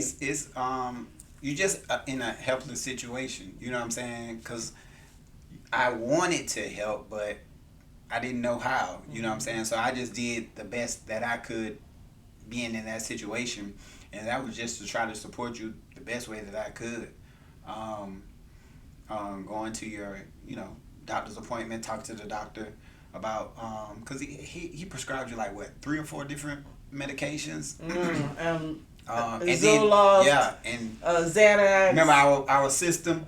Because you were scared to take one of those. It was the Xanax I was scared to take. Cause you would always... And then blood pressure medicine and then aspirin. Those were the 4. Yeah, then you would always ask me if you could take it for some reason. Yeah. Because I read on Reddit but like, that people could get addicted to it. So I didn't want to. And when I'll have a panic, I would come get you. Because I'll come and I'll stand there. I always You knew. could tell because my eyes... I could see it in your eyes. Yeah. Like it felt like on the inside you were just screaming. Yeah. You know what I'm saying? That's how it felt. And then you would just start. It felt like you was pacing, but you was standing still. Yeah. You know what I mean? Like I was trying to run out of my body. That's how it felt to me. And I just hold your hand like. I have PTSD from that. Remember you used to breathe through the breathing. Yeah, try you'd to be like, relax. breathe. Yeah, it was rough. Ooh, It was a rough situation. But what I didn't know at the time though is I was stressed, but I didn't realize that I wasn't sleeping very well at that time. You know what I mean? Until your mom. Remember, my mom took came and got the Poots, baby brought him one up night here to sleep in the office. and This is we where just we record is like upstairs in the office. So yeah. And we There's just the air crashed. mattress that Yeah, she. Yeah. and we crashed out that night. I don't remember what time we crashed, but we slept, and that was like the best night's sleep ever for us. Yeah. And when we woke, we felt like new. We were like smile. That's the first time I smiled in like almost over a month or something like that. Yeah.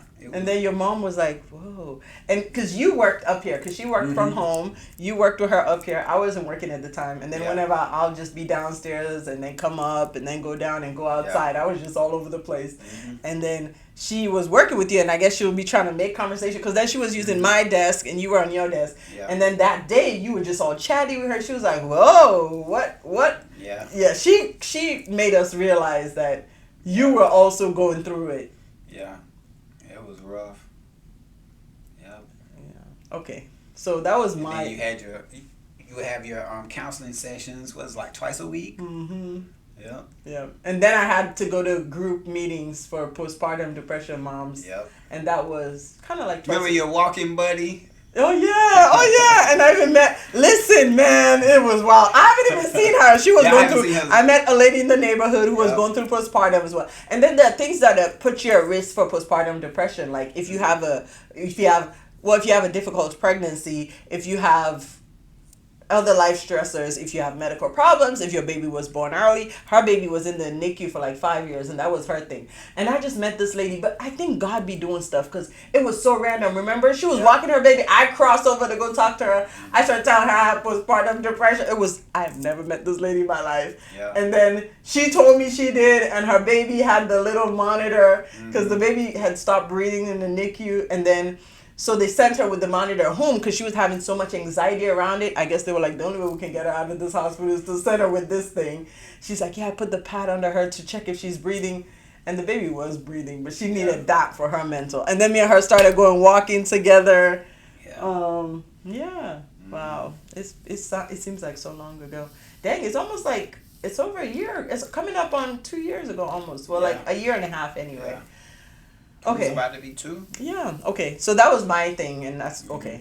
So now we're going to talk about your thing. Okay, here's the thing, right? That's why I said it feels like we've been married 6 months, but it feels like we've been married 10, 20 years because of the things we've gone through. So and I feel like that was also when I had the postpartum, it was like a storm, because like how you didn't know you weren't sleeping, I was holding on to emotional stuff, because my sister died that June. Well, my dad died. You know how that was. I wore black. I still wear black.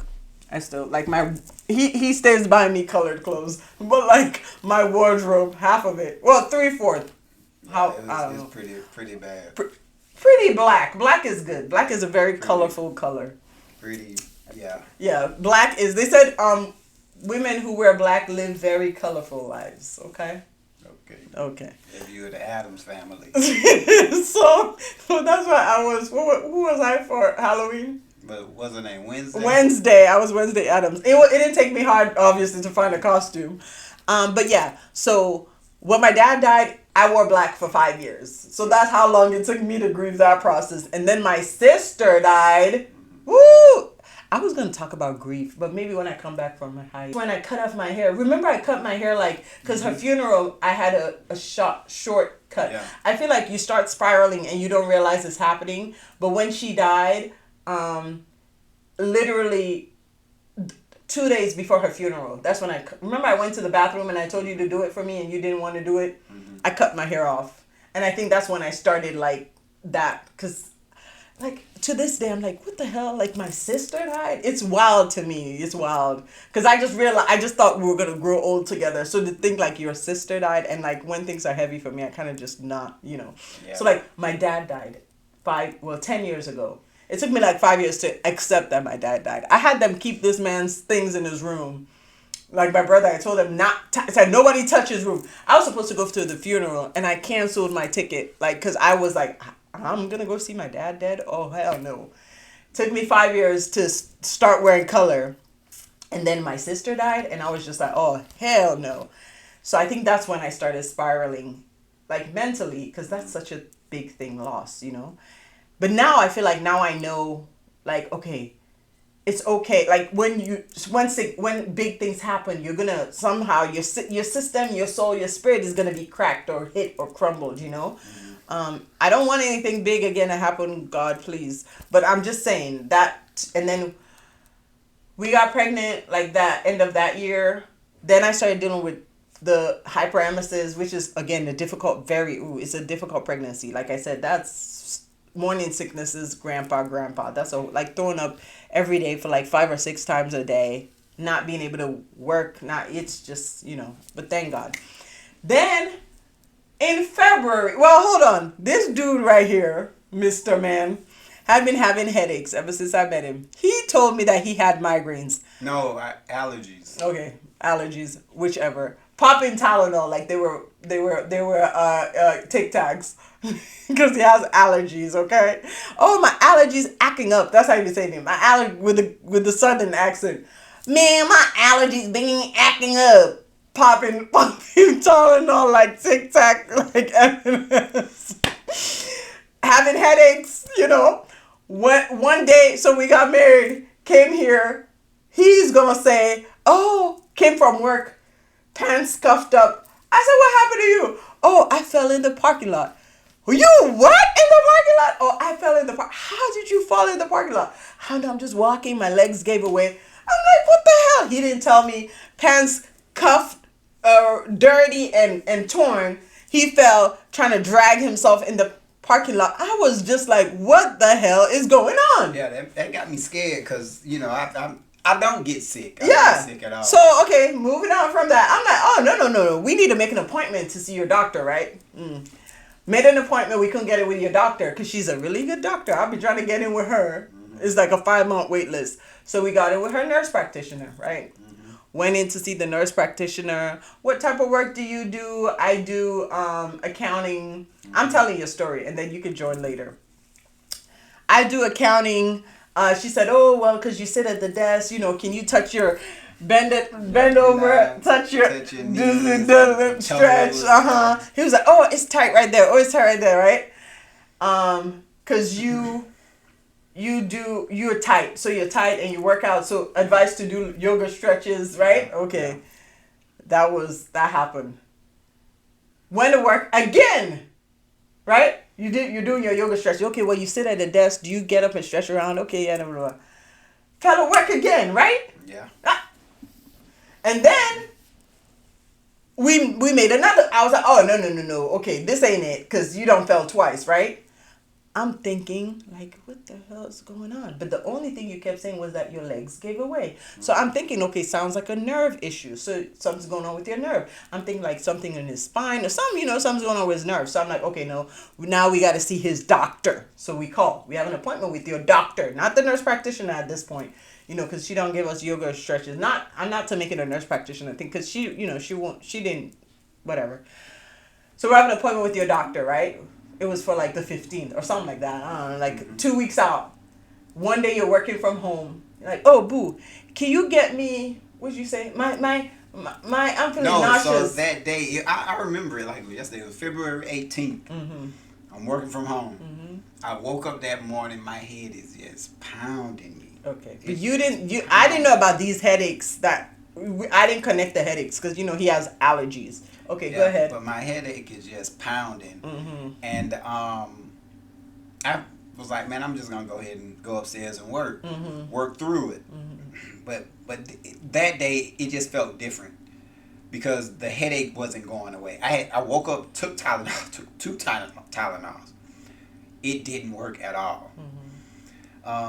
I'm working for like an hour, and I'm like, man, this headache ain't going anywhere.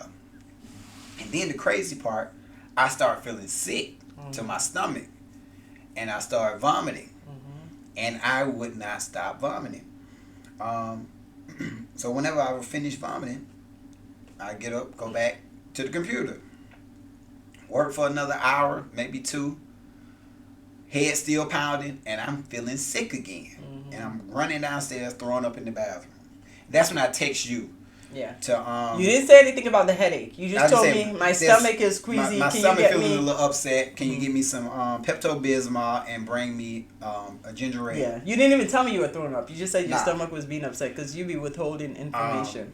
But because I had never been sick like that before, so I just figured, and I would get those headaches all the time, so it wasn't nothing new. God, but it was different because the headache wouldn't go away. Mm-hmm.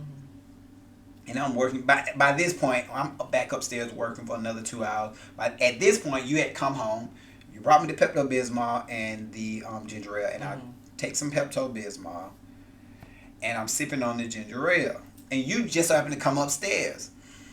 And I'm thinking to myself, man, if she see me throw up right now, she gonna make me go to the ER. And I do not want to go to the ER because I don't want to spend, who want to spend all night up at the ER? So, because you've been used to going to the ER with me. Yeah. Because I was pregnant at the time. So I'm like. And we were there for like 6-8 hours. Yeah. Mm-hmm. So I'm like, let me just power through it. So Pepto-Bismol's in my system. I'm thinking, okay, everything's about to settle down. Man, I'm working for a good hour. You are up here watching TV. And I'm like, uh-oh, I think I need to vomit again. And I saw it was a plastic Target bag on the floor. And I was like, man, if she see me grab this bag, and if I throw up in it, she's going to make us go to the ER. Let me see if I can hold it out. You ain't even looking at me at this point. And I'm thinking, if I sneak and grab this bag and do it real quiet, she ain't going to notice. Soon as I grab that Target bag, you looking dead at me now. I'm like, please don't throw up now. Because the whole time I'm up here to observe you, but you didn't know that. I'm like, please don't throw up right now. Man, I did everything in my body to not throw up.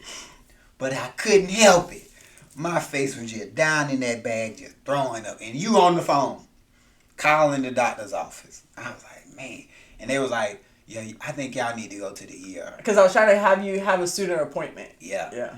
And we went, it was like 4 o'clock at this point. I was like, I ain't even finna fight it. We finna go to the ER. Got my shoes, we went to the ER. We were there all night long. And they was just about to send us home. Yeah. They had examined me. Dr. Singleton. Got the same last name as him. Came in, was like, you're a young man. You're a young man. You work out. And I was describing everything that I was going through. It's probably just because you said every time you can feel when the headache's coming on, it's probably, what do you call it, a halo effect or something? Mm-hmm. He called it.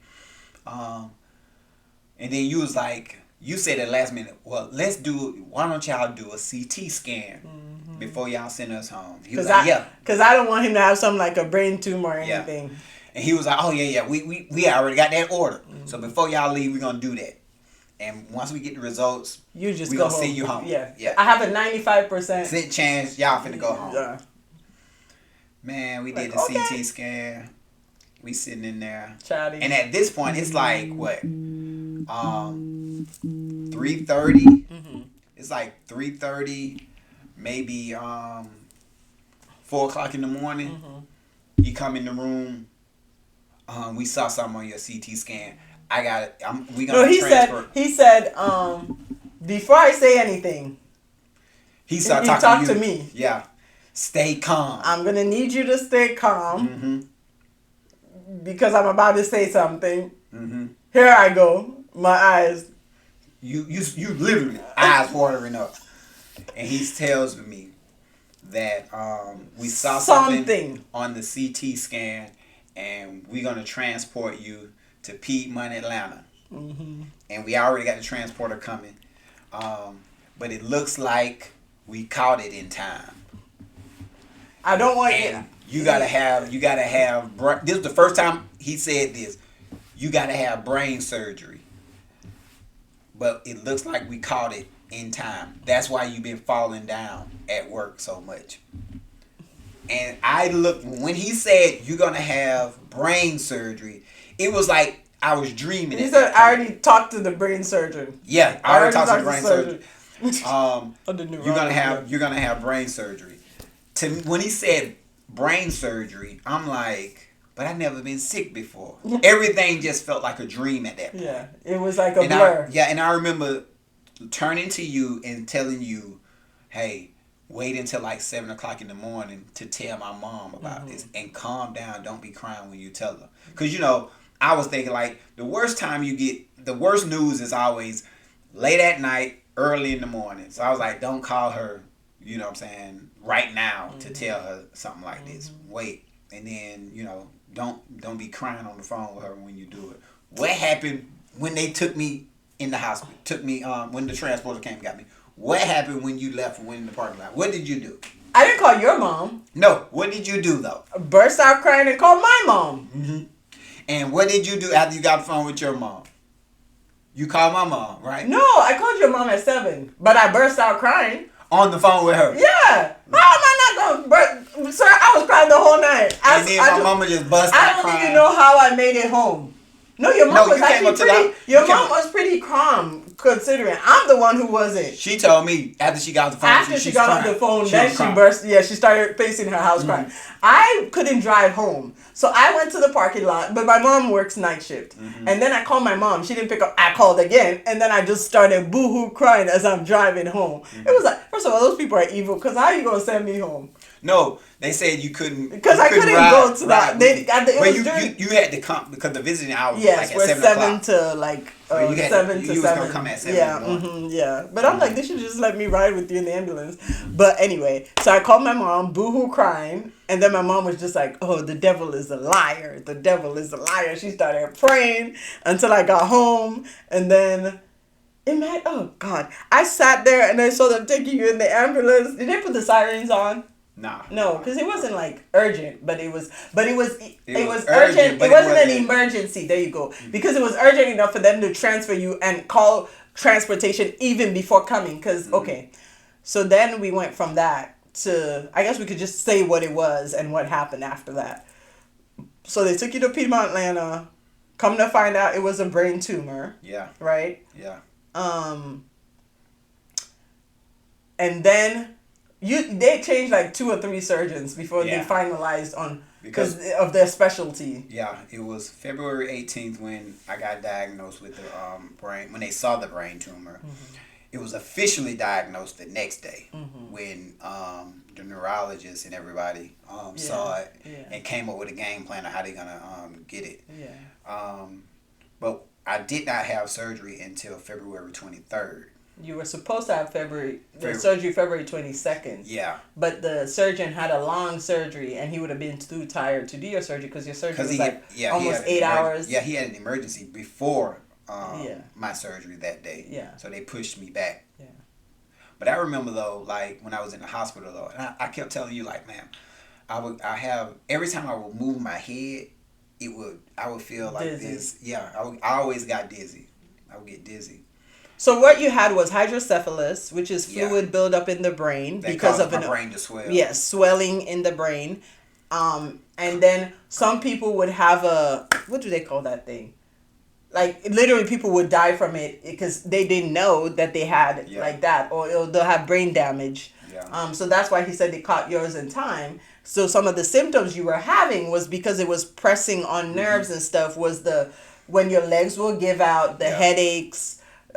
You were having panic attacks that you weren't even, it felt like panic attack, but you felt like something wasn't right. Yeah. But you're so calm that I guess nobody would even see that you were panicking, but you just felt like something wasn't right. And you didn't even tell me that until after.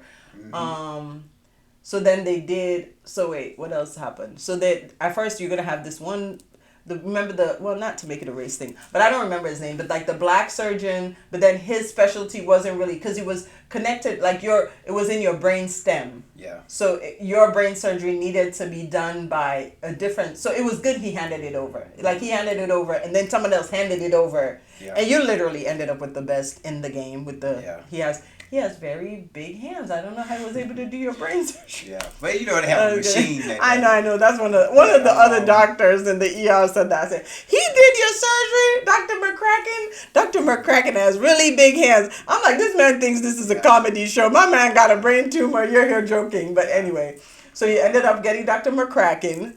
He is, oh, thank you, Lord.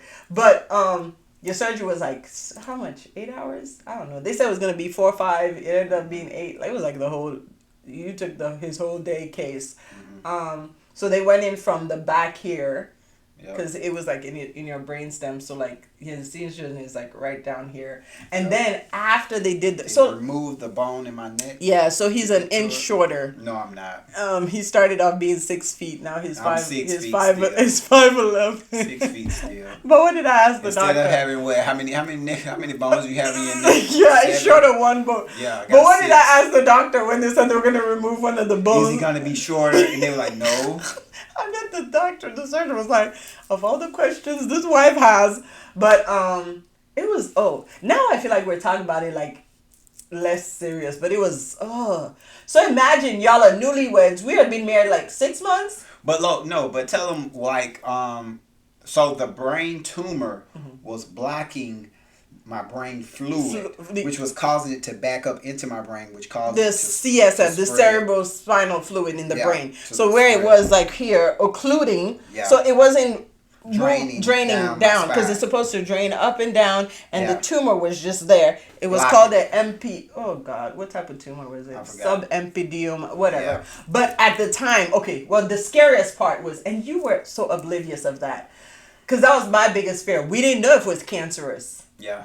Because brain cancer, and then on your chart, they kept putting that you had brain cancer. Remember? Yeah. Remember the guy who took you for your MRI? Yeah, he brought me back because he was like, he's a young guy and he got a brain tumor. Yeah. No, but people kept saying saying cancer. They kept saying brain cancer because somebody documented somewhere brain cancer. Yeah, when he was bringing me back, he was like, man, it was such a pleasure to just like, it's so sad. And you would hear them talking about you. Like, he's so young. He's just 40. Were you 40? Were you even 40 then? Yeah. You had just turned 40. Yeah. And then they were like, he's so young and he got brain cancer. And then you were confused because you were just like, why people keep talking about brain cancer? And I'm there like, yes, sir, you got a tumor in your brain. It's likely brain cancer. Like, that's what everybody's thinking. I'm thinking about how to, I said, I'm about to be, I just married this man. And the guy, the lady on the news anchor lady had died what's from her brain name? cancer. Jovita. Yeah, Jovita Moore. Jovita Moore. She had died from brain cancer, yeah. So for me, and then I started looking up, I'm like, brain cancer survival rates are like 5 years. I'm like, I just got this. God just blessed me with this man, and God, you gonna take it from me. And then nobody was saying anything because they didn't know whether it was cancerous or not. So we were just on edge for like the 5 days you were in the hospital or whatever because now they have to remove the tumor, then send it for a biopsy. Yeah. Then they'll know. So before they made your appointment, before they made your surgery, who did we get a call from that you had an appointment with? The cancer. An oncologist.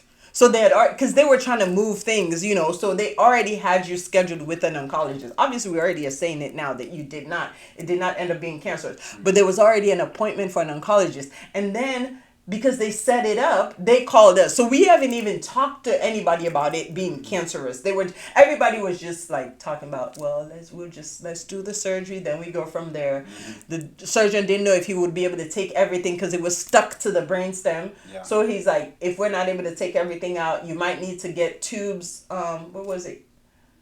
Drain. What type of drain? No, remember that he also said I may not be able to talk. Yeah, well, because of the location of it, it was at the part of your brain that controlled swallowing and talking. So you could come out of the surgery and not be able to talk or swallow, and in that case, you'd have to get a G tube, a feeding tube, put in. It wasn't really mobility, the location where it was, but I was just thinking of it. I was like, well, if he has cancer, then likely he's going to eventually not be able to move around.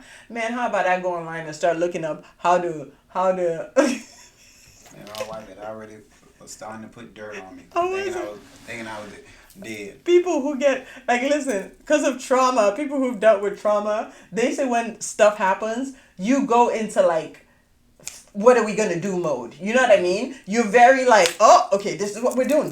Because in your mind, you're just trying to fix things. So I was looking up how to make your house handicap accessible. I was like, I'm going to have to trade in his truck so we could get a handicap accessible van. But at least I wasn't thinking about how am I going to leave I'm like, this ain't what I signed up for, right? I was like, how are we going to figure it out? But anyway, thank God we're here. But then you went into the surgery. Okay, what do you want to say? Yeah. I don't remember anything. Yeah, yeah. And then I was just like on edge the whole time, man. That when the surgeon came to tell me, oh God, and then you were in surgery, they said code. The whole time they just kept having code blues and all of this, you know. And then remember they had to put like things for your nerves. Yeah, somebody who was just there to monitor the nerves, because just in case they nick the wrong nerve. Because also another risk was like they could nick something that would make you not able to talk or move or walk. And then after that, then they sent the tumor. He was able to take out all the tumor. Yeah. They sent the tumor for a biopsy. So we're waiting for the biopsy. That's going to take like 3 or 4 days. They didn't even tell us, because remember you had my chart. The good thing with my chart, sometimes you be getting the results before the doctors even come to you. Yeah. All of a sudden, it was like day 3 or something. And then the oncology appointment just fell off. Mm-hmm. And I was just like, that sounds like a good thing. I tell you, after that surgery though, that recovery was rough. Yeah. I was sick. How about you came home? Sick. What happened when you came home? Hold on now. But I'm just talking about how sick I was. Like, I could not keep anything down. And how about when I was in ICU that whole week? Yeah. Man, I was sick. That was a terrible place to be. ICU, I don't wish that on nobody. That's terrible. It is. Because you were that sick that you had to be in the ICU. You were in the newer ICU. Yeah. Had a catheter. Yeah, that was, man, the nurse taking it out. I almost passed out. And the lady took it out. Man. Had to be cleaned. Yeah. Remember? Man, that was rough. Yeah. You've come a long way. Had to take you up to walk you, remember? Yeah, I had to get up and walk. But right after surgery. I asked them to get you up to walk. Because I was just like, surgery. Let's see, you know. But you had all these tubes. You had the tubes. Crazy part though, man, I could not get comfortable in that hospital bed. I had tubes coming out of my head, drains coming out of my head, and I had such a crook in my neck because it felt like I had a darn water hose sticking out the back of my head. Like I couldn't move my head to get comfortable at all. It was. Remember, I kept telling like rub my shoulder, man, because I had my muscles were so tight. I was so uncomfortable. But after they sent me home, remember? Well, that's what I'm talking about. Now, yeah. Mm-hmm. I was wearing this. Oh, yeah, this hat around. Dang, I have the picture. My head was we had a welcome home sign. Yeah, my head was cracked open. You had the dressing, so, yeah. And still got stitches and staples in my head. Your beard was full. You looked like a Taliban. Because you had a head wrap and your full beard. I did. And remember... They sent me home, and remember the first night I'm in the bed sleeping, I wake up drenched. I'm thinking I'm just drenched in sweat. It was sweat. Yeah, you were having night sweats. But my pillow was just so wet. And I'm like, man, something's going on. And you kept looking at the back of my head. And I'm just leaking fluid out the back of my head. Just What'd you say? What you call it? CSL fluid, just leaking it down. No, but I didn't want to go back. I did not want to go back into the hospital. I was like, boo, I think it's just regular drain. No, you said it was a regular drainage from the incision. Yeah, it wasn't bloody. It was clear drainage. Yeah, clear. It was clear. I was like, that's not regular drainage. I don't think we need to go back. Let's give it a couple more days. Literally, I'm leaking brain fluid. Just leaking brain. That's how much I did not want to go back into that hospital. Yeah. Just leaking brain fluid all night long. For 12 hours, just leaking fluid. Head swelling up. You know what I'm saying? Back of my head just swelling up so big. I'm like, I don't want to go back. Because it was leaking into the under the. I'm like, I don't think we need to go. I think it's gonna go down. And then I listened to you for that one night. And then we went to that hospital on that. And then Thursday. 6 a.m. I called the on-call doctor. It wasn't Dr. McCracken. Who was filling in for him? McKinnon. Dr. McKinnon. Was it McKinnon? Uh-huh. Oh, okay. And then we went. He said, "Come in, bring a bag." Yeah. Bring a bag. We're likely to keep it. That's when we met the crazy ER doctor. He said, "Open wide." Open your mouth. Wait, I'm like, wait, you open my mouth for? You have some beautiful teeth. What? I'm like, what? My brain, not my teeth. You know, that dude was crazy. Oh my gosh. Then he slammed the papers on. We gonna admit you. We gonna see you upstairs. Yeah. Thank you. Thank you for coming to Piedmont. Man. Yeah. And then the plan was to go put in Shunts. Shunts. Yes, because they realized, because they checked if it was fluid. Yes, it was brain fluid. They didn't even have to check much. Here's the crazy part. They stuck a lumbar drain. They did a lumbar, into my back, and man, it was so painful. That gave me headaches when they put that in. It does. It was draining the fluid out, so the back of my head was swollen up. But once they put that drain in, it went down. Back of my head went down. And they were monitoring your ICP. That's your intracranial pressure. Yeah. Which has to be at a certain level. Yeah, all that fluid was just, and it was brain fluid that was leaking. Had I just stayed at home, I would just been leaking brain fluid and just been losing dead. Yeah, just boom, that's it. You know, so I went back into the hospital. They did that. Thank God, though. They didn't have to put that, because they had you scheduled to go back into surgery to put a shunt. And then if they put a shunt in, I mean, people live with a shunt, but that's an equipment that's in your brain. Like kids who are born with hydrocephalus, they'll get it. And then they say they'll change it out every 5 years or something like that. But that's just something. But you can get infections. Yeah, infections. Your shunt could get blocked, you know. And it was just like, oh God, please no, please no. And then the day, remember, you were scheduled for it, and then they came and said, oh, let's just check. The day of, and then Dr. McCracken came back. Yeah. And then I guess they weren't draining. At one point, they stopped draining because the headaches were so bad. Yeah. And he was like, "Oh, it hasn't been draining, and you haven't, and the ICP didn't go up." Remember? Because he was like, "Oh, how long has it been draining?" And it hadn't drained for like 24 hours or something like that. Yeah. He's like, "Oh, okay." And they checked your ICP, and it was good. And he was like, "Oh, okay. I think you should be able to go home." Yeah. So then you should get yearly MRIs now, moving forward. Yeah. And then God saved your life, and then. And after that, after I came home that second time, I've been fine. Everything's been good. Yeah. So that, I think that was also something that was heavy with me, that once I had the baby and the complication, it was just like a storm of everything, just like, you know. But your experience, though, it was bad for you, but I feel like you had really good providers. Yeah. Me, my experience was, I feel like I had half and half, you know, like Dr. Cook was awesome because, you know, he was the OBGYN who I keep saying saved my life. But like he was he was awesome, and that was it. He was the awesome one. The others, like the nurses, the ER nurses and stuff. And then she was Liberian. The doctor who saw me after I had the seizure, she was awesome too. But the young African American lady who sent me home, remember I was trying to say that, and you were like, I don't think you should say race. But I'm like, I'm just saying, because it's not, you don't just expect to have a good doctor based on, because Dr. McCracken was awesome. He was white. Your hospitalist was awesome. He was black, a Ghanaian dude. Yeah. And then my one of the one in the ER who saw me after, she was a black a Liberian doctor. She was great. Dr. McCracken, white older doctor, he was great. Black younger doctor sent me home. She wasn't.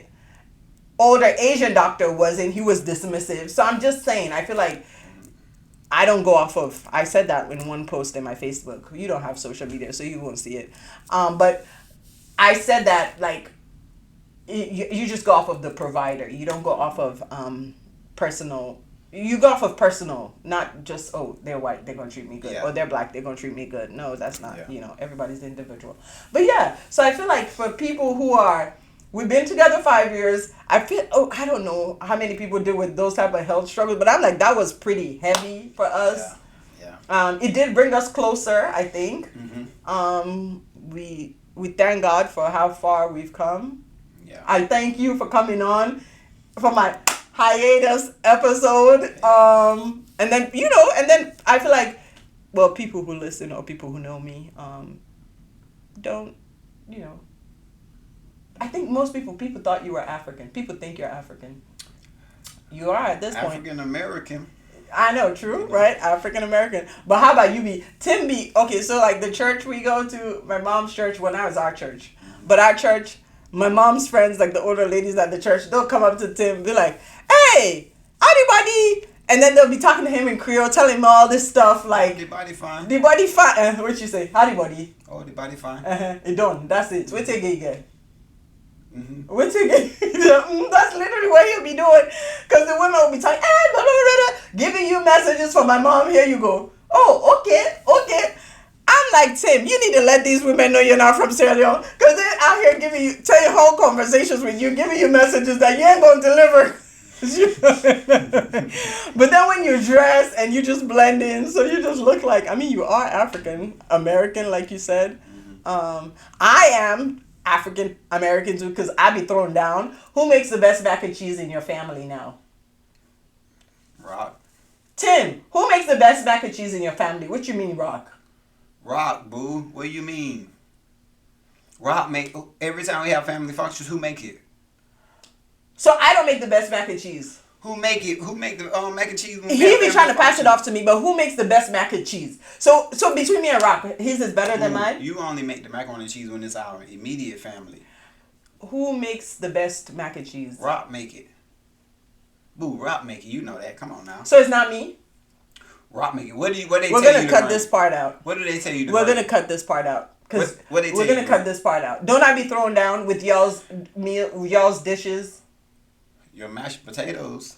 Okay, and my mac and cheese. Yeah, it's good. But we tell you, I don't know if you can make it for the whole family. whole family, boo. We don't do that. You know that. What's they that always supposed get to Rock mean? to do it. What's that supposed to mean? Because I'm African? See, that's discriminatory. No. Discrimination. You just need to make it more time. Boo, you can't make it 2 times and think, okay, I'm the best. I am, though. Thank you for coming. Thank you for coming to Piedmont. Thank you for coming to. I need a paper. Thank you for coming to the Everyday Woman podcast. Have a good day. He's out.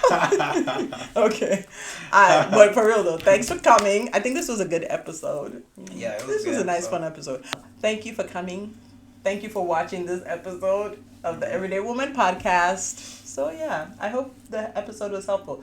Because this is, like I said, we're going to take a hiatus. But if people have, so here's the thing. This is the hiatus. Like I said, I need to focus on other things. But if somebody wants to come on the podcast, send me a message. We'll make it happen. But I'm not actively recording. Thank you to all my guests I've had so far. I don't know how long the hiatus will be. But I just, like I said, work, momming, wifing, lifing,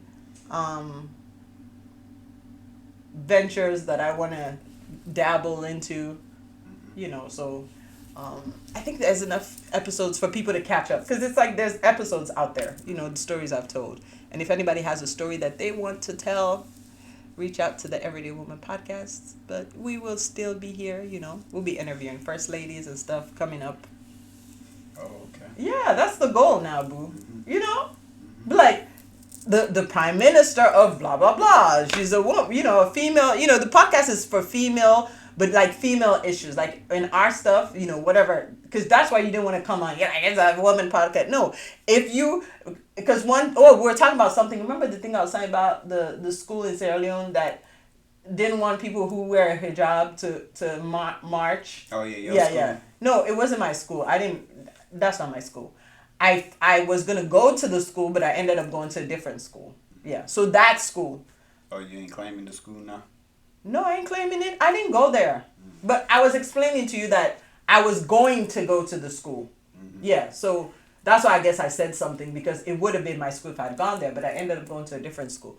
But I was saying, my brother commented and he said something like, I'm going to stay out of women's business. And I said, no, as long as you're being an ally, you can speak up on women's business. So same with the Everyday Woman podcast. Like, it could be a male guest that's an ally of women. Do you get what I'm saying? So it's not just, it has been just female guests so far, but if we're talking about women issues and you're an ally, then you could come on. Yeah. So same. Yeah. Capish? Yeah. Okay. You're leaving me hanging. Oh. What do you think I had my hand up for? Oh, I didn't know. Oh. How you handshake with Emmanuel? What's y'all's handshake? We ain't got it. You don't have a handshake? Okay. All right. Well, thank you. All right. All right.